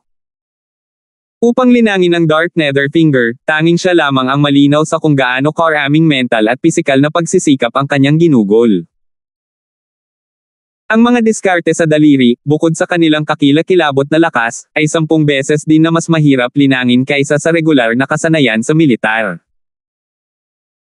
Kung kaya niyang kunin ang mental at pisikal na pagsisikap na ginawa niya sa Dark Nether Finger at gamitin ito sa ibang high-grade profound rank offense martial skill, matagal na niya itong nilinang sa perfection stage. Ching! Kung hindi mo magagamit ang iyong kanang hintuturo, gamitin mo ang iyong kaliwang hintuturo. Naniniwala si Lolo na mababawi mo ang dating lakas ng iyong Dark Nether Finger, pag-aliw ni Teodoro. Si Jimmy ay may pangit na ekspresyon at sinabi, sa hindi nagbitiw na paraan, iyan ay nangangahulugan na kailangan kong simulan mo alwing paglilinang ng Dark Nether Finger. At saka, hindi ako kaliwete, kaya kung gusto kong linangin mo alwing Dark Nether Finger sa Mastery Stage, ito ay magiging maraming beses na mas mahirap kaysa dati. Kasalanan lahat ni Alvin, lahat ng ito ay dahil sa kanya. Kung hindi dahil sa kanya, paano naputol itong hintuturo ko? Lolo, gusto ko siyang patayin? Gusto ko siyang patayin, gusto ko siyang patayin. Biglang nabaliw si Jimmy. Mabagsik ang ekspresyon niya habang napapaungol. Huminga ng malalim si Teodoro. Ang mapupungay niyang mga mata ay kumislap sa malamig na liwanag. Alvin. Ching, huwag kang mag-alala. Makakamit ni Lolo ang hustisya para sa iyo. Isa lang siyang disipulo ng Branch family, at kung gusto mo siyang patayin, hindi na siya mabubuhay. Ang boses ni Teodoro ay naglabas ng bahid ng lamig. Salamat, Lolo. Salamat, Lolo. Nang marinig ang sinabi ni Teodoro, sa wakas ay lumuwag ang kalooban ni Jimmy. Sa kabilang side. Matapos sabihin ni Alvin sa matanda ang mga pag-iingat bago ubusin ang phosphorus flame pill, umalis siya at umuwi. Nagkataon na may nakasalubong siyang taong naglalakad palabas ng sarili niyang patio. Young Master Alvin. Ngumiti ang tao kay Alvin bago umalis. Nakilala siya ni Alvin. Ang taong ito ay ang mismong taong nagpadala ng imbitasyon ng Hidden Dragon sa kanya, isang miyembro ng Dolan Clan. Nahulaan ni Alvin ang dahilan kung bakit siya dumating. Mabilis talaga ang operasyon ng Dolan Clan. Pumasok si Alvin at nakita ang kanyang ina na nag-aayos ng isang tambak ng mga bagay. Sila talaga ang mga premyo para sa unang ranggo sa Hidden Dragon List. Alvin, una ka sa Hidden Dragon List. Napansin ni Rosa na bumalik si Alvin at binigyan siya ng isang peking ngiti. Napangiti si Alvin habang sinabi niya, "Nanay, hindi ka masaya." "Siyempre masaya ako. Pambihira talaga ang Alvin ko." Bahagyang tumango si Rosa. Sa ilang sandali, hindi niya maiwasang isipin ang matagal nang nawawalang asawa. Namana ng kanyang anak ang likas na talento ng kanyang asawa sa martial daw. "Little Black, saan ka pupunta?" Biglang umalangaw-ngaw ang boses ni Kelly mula sa loob ng kwarto niya. Whoosh! Isang itim na kidlat ang kumislap at pumulupot sa palso ni Alvin. Iyon mismo ang maliit na itim na sawa na nahimbing sa loob ng mahigit isang buwan matapos ubusin ang kalahati ng beast core ng Snow Python. His. Ang maliit na itim na sawa ay pamitik ang dila nito patungo kay Alvin at tuwang-tuwa. Napansin ni Alvin na nagbago ang maliit na itim na sawa. Ang mga gintong marka sa katawan nito ay mas malalim. Ang mga mag-aaral nito ay nag-transform na ngayon sa mga gintong mag-aaral na tila walang katulad na mabangis. Bukod dito, ang bilis ng maliit na itim na sawa ngayon ay halatang higit na nalampasan ang kanyang ina, ang Black Python. Little Black, mukhang nagkaroon ka ng metamorphosis. Hinaplos ni Alvin ang maliit na ulo ng itim na sawa habang bahagya itong ngumiti. Young Master. Samantala, lumabas na rin si Kelly. Nang mapansin ng maliit na puting sawa na nakapulupot sa kanyang palso si Alvin, bahagyang natuwa rin ito. Ang maliit na puting sawa ay katulad ng maliit na itim na sawa. Pareho silang dumaan sa malalaking pagbabago. Ang mga pilak na marka sa katawan nito ay mas malalim din. Ang mga mag-aaral nito ay naging mga pilak na mag-aaral. 80. Napansin ni Alvin ang mga pagbabago sa dalawang variant ng maliliit na sawa. Sila ay mga supling ng Snow Python. Pagkaraan ng ilang sandali ng pagsisiyasat, natuklasan ni Alvin na kahit na siya ay ganap na sumabog sa buong lakas ng kanyang laman na katawan at origin energy, umaasa sa lakas ng apat na sinaunang mammoth at pagsasagawa ng Spirit Serpent Movement Technique, ang kanyang bilis ay mas mababa pa rin sa dalawang maliliit na sawa. Magandang langit. Si Alvin ay hindi maipaliwanag. Ang iyong bilis ay matulin, ngunit iniisip ko kung gaano kalakas ang iyong lakas. Dinala ni Alvin ang dalawang maliliit na sawa sa gilid ng patio. Mayroong isang buong hanay ng mga halijing bato doon, at ang mga ito ay ibinigay upang magamit para sa kanyang karaniwang paglilinang. Nakakolaps na kamao. Si Alvin ay umabant ng ilang hakbang at sumuntok. Isang bagzo ng hangin ang dumaan habang ang kanyang kamao ay sumabog sa isang halijing bato sa kalahati. His. Ang mga mag-aaral ng dalawang maliliit na sawa ay nagniningning habang sila ay nag-transform sa dalawang bolts ng itim at puting kidlat, na kumikislap patungo sa isa pang halijing bato. Napansin ni Alvin na sa kalangitan, 20 sinaunang mammoth silhouette ang lumitaw mula sa manipis na hangin. Ang isang ordinaryong martial artist ay kailangang mag-cultivate sa ikapitong antas ng core formation stage bago makapagbigay ng ganoong lakas. Klang! Klang! Agad na tumagos ang dalawang kidlat sa halijing bato, na nag-iwan ng dalawang maliliit na butas sa halijing bato. Ito. Nagsikip ang mga mag-aaral ni Alvin. Ang maliliit na butas na tinusok ng dalawang maliliit na sawa ay napakakinis at hindi nag-iiwan ng kahit isang bitek sa halijing bato. Nai-imagine kung gaano ka-condensed ang mga piercing attack ng dalawang maliliit na sawa. Sila ay ganap na na-condensed sa isang solong punto. Ito ay masasabing perpekto. Kayong dalawa ang tunay na freak. Bumaba ang tingin ni Alvin sa ulo ng dalawang maliliit na sawa. Nagsimula ng mamukadkad ang dalawang maliliit na umbok na iyon. Sa umbok ng maliit na itim na sawa, may lumabas na bakas ng gintong sungay. Sa umbok ng maliit na puting sawa, isang bakas ng pilak na sungay ang lumitaw. Ang kani-kanilang lakas ay maihahambing sa isang 7th level core formation martial artist. Gayunpaman, kahit isang 7th level core formation martial artist ay maaaring hindi sila makakapareha. Kung tutuusin, ang kanilang mga katawan ay maliit at sila ay may matulin na bilis, kaya sila ay may malaking kalamangan. Huminga si Alvin ng malamig na hangin. Sa kabutihang palad, ang dalawang variant na maliliit na sawa na ito ay hindi niya mga kaaway. Kung mayroon siyang ganoong mga kaaway, ang pag-iisip lamang tungkol dito ay naging sanhi ng manhid ng anit ni Alvin.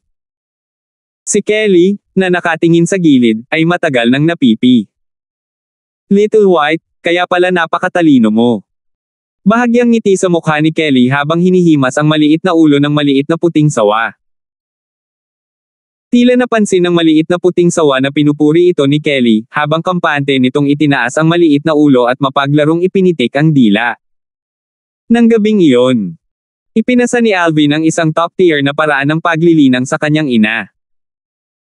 Ang pamamaraan ng paglilinang na ito ay tinawag na Demonic Beauty Divine Technique. Isa ito sa mga nangungunang pamamaraan ng cultivation na natipon ng Rebirth Martial Emperor noong unang buhay niya, at ito ang cultivation method na nilinang ng Demonic Beauty Martial Emperor noong panahong iyon, kaya maaari itong linangin hanggang sa Martial Emperor stage. Ang pamamaraan ng paglilinang na ito. Matapos maunawaan ni Rosa ang Demonic Beauty Divine Technique, napagtanto niya kung gaano kakilakilabot ang pamamaraang ito ng paglilinang.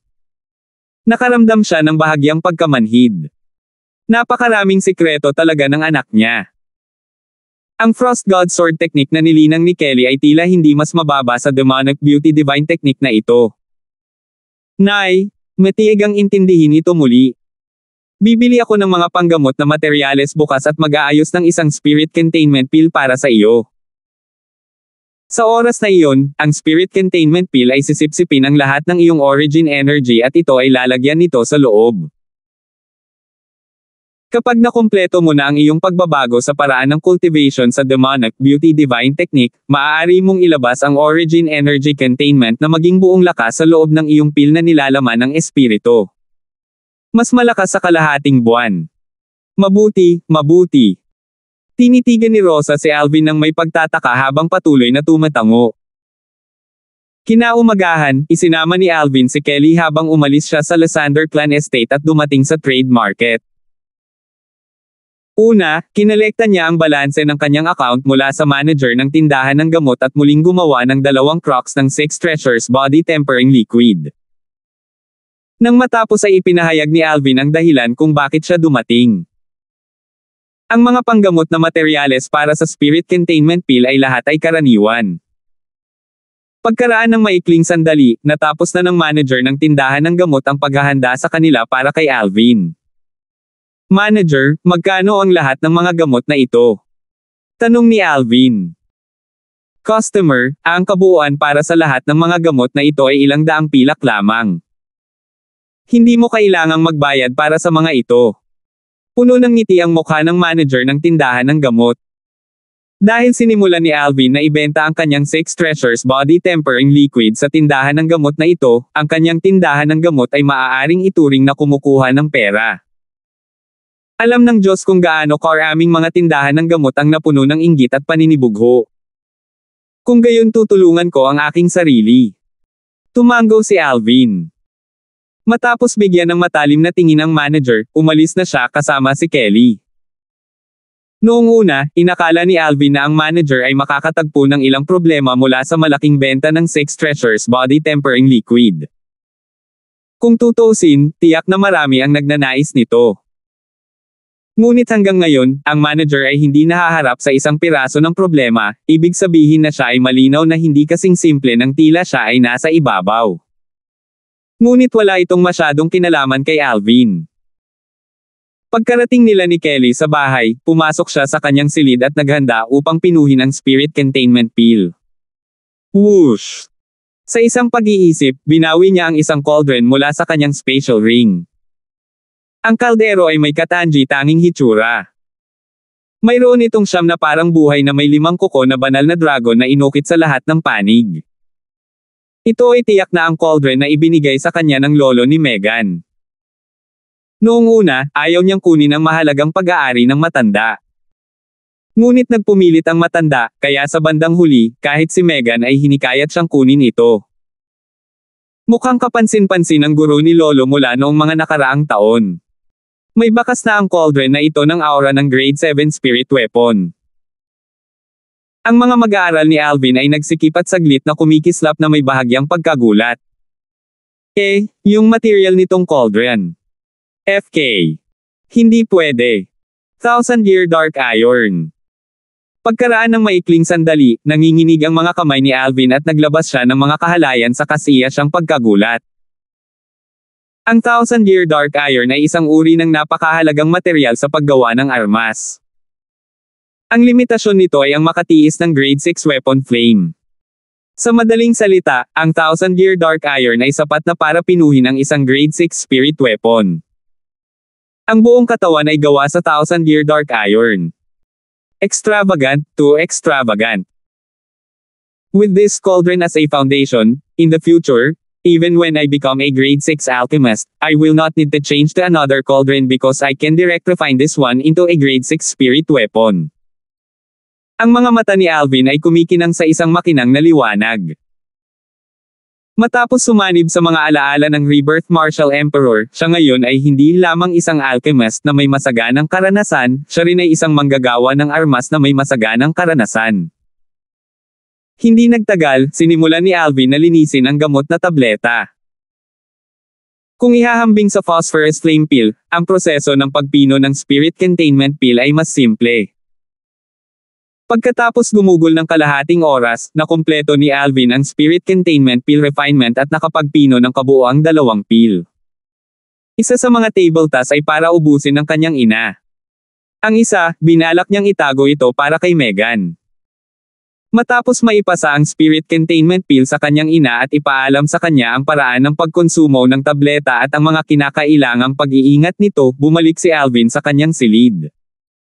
Nagsimula siyang magtanim. 9 Dragons War Sovereign Technique, Raging Python Form. Sa kasalukuyan, nabuo na ni Alvin ang kanyang origin energy at naging martial artist sa unang antas ng core formation stage. Kung nililinang niya ang isang ordinaryong paraan ng paglilinang, ang susunod na hakbang ay ang pagsingil patungo sa ikalawang antas ng core formation stage.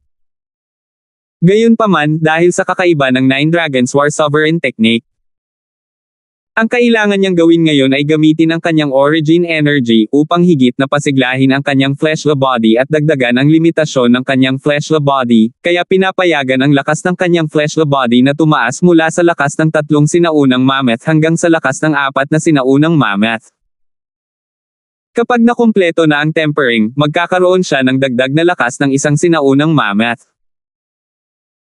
Sa oras na iyon, kahit na siya ay magiging isang martial artist pa rin sa unang antas ng core formation stage, siya ay magiging isang martial artist sa unang antas ng core formation stage na nagtataglay ng lakas ng 5 sinaunang mammoth.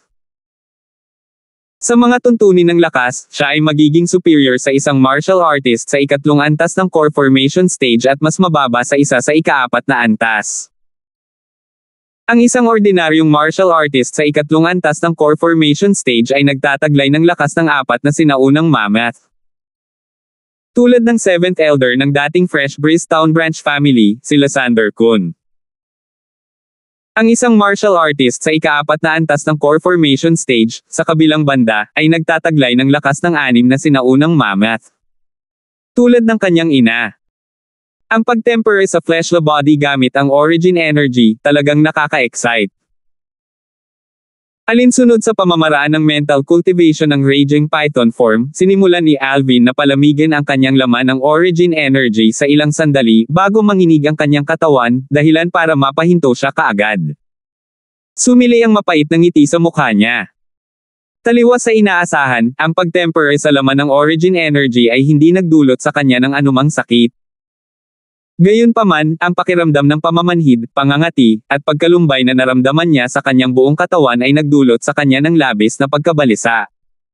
Kung talagang ibinigay ang isang halimbawa, ito ay katulad ng libu-libong langgam na gumagapang sa loob ng kanyang laman. Ang ganitong uri ng pakiramdam ay nagdulot ng pagdurusa na mas masahol pa kaysa sa direktang sakit. Dalhin mo. Nagngangalit ang kanyang mga ngipin, si Alvin ay may determinadong tingin.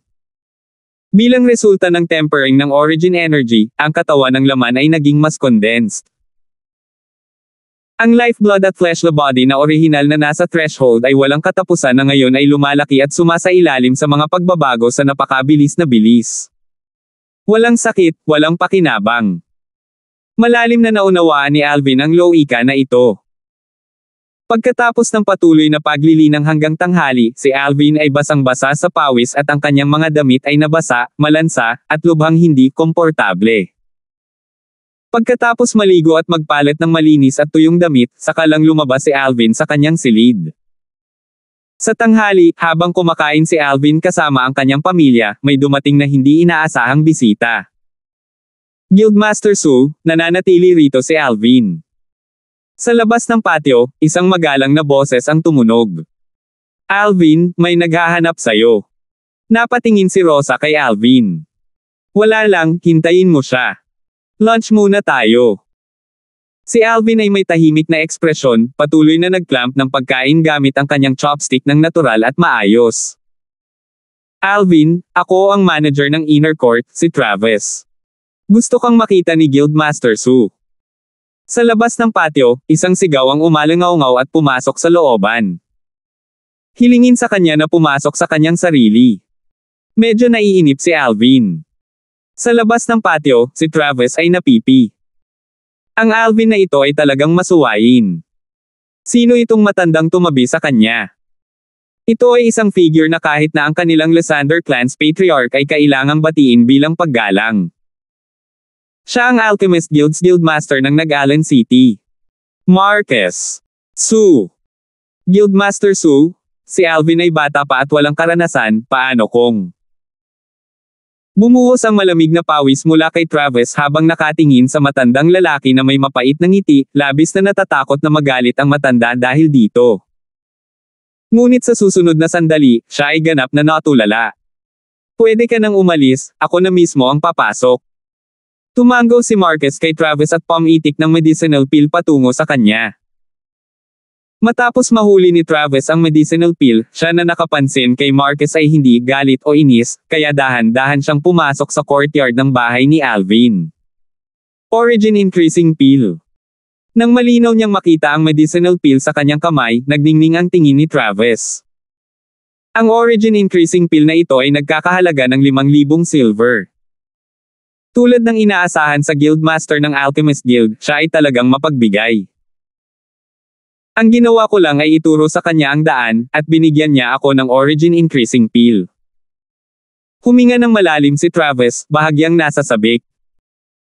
Kahit na siya ang tagapamahala ng Inner Court ng Lysander clan, 1,000 silver lang ang buwan ng sweldo niya.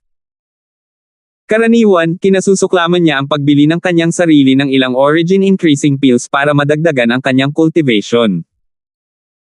Nang tatalikod na sana siya at aalis, may narinig siyang boses mula sa looban sa likuran niya, dahilan para mag-freeze ang ekspresyon niya.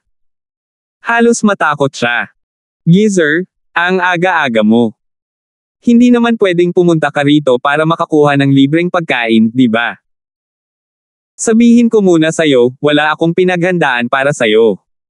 Salamat po at sinamahan ninyo ako, ingat lagi mga master.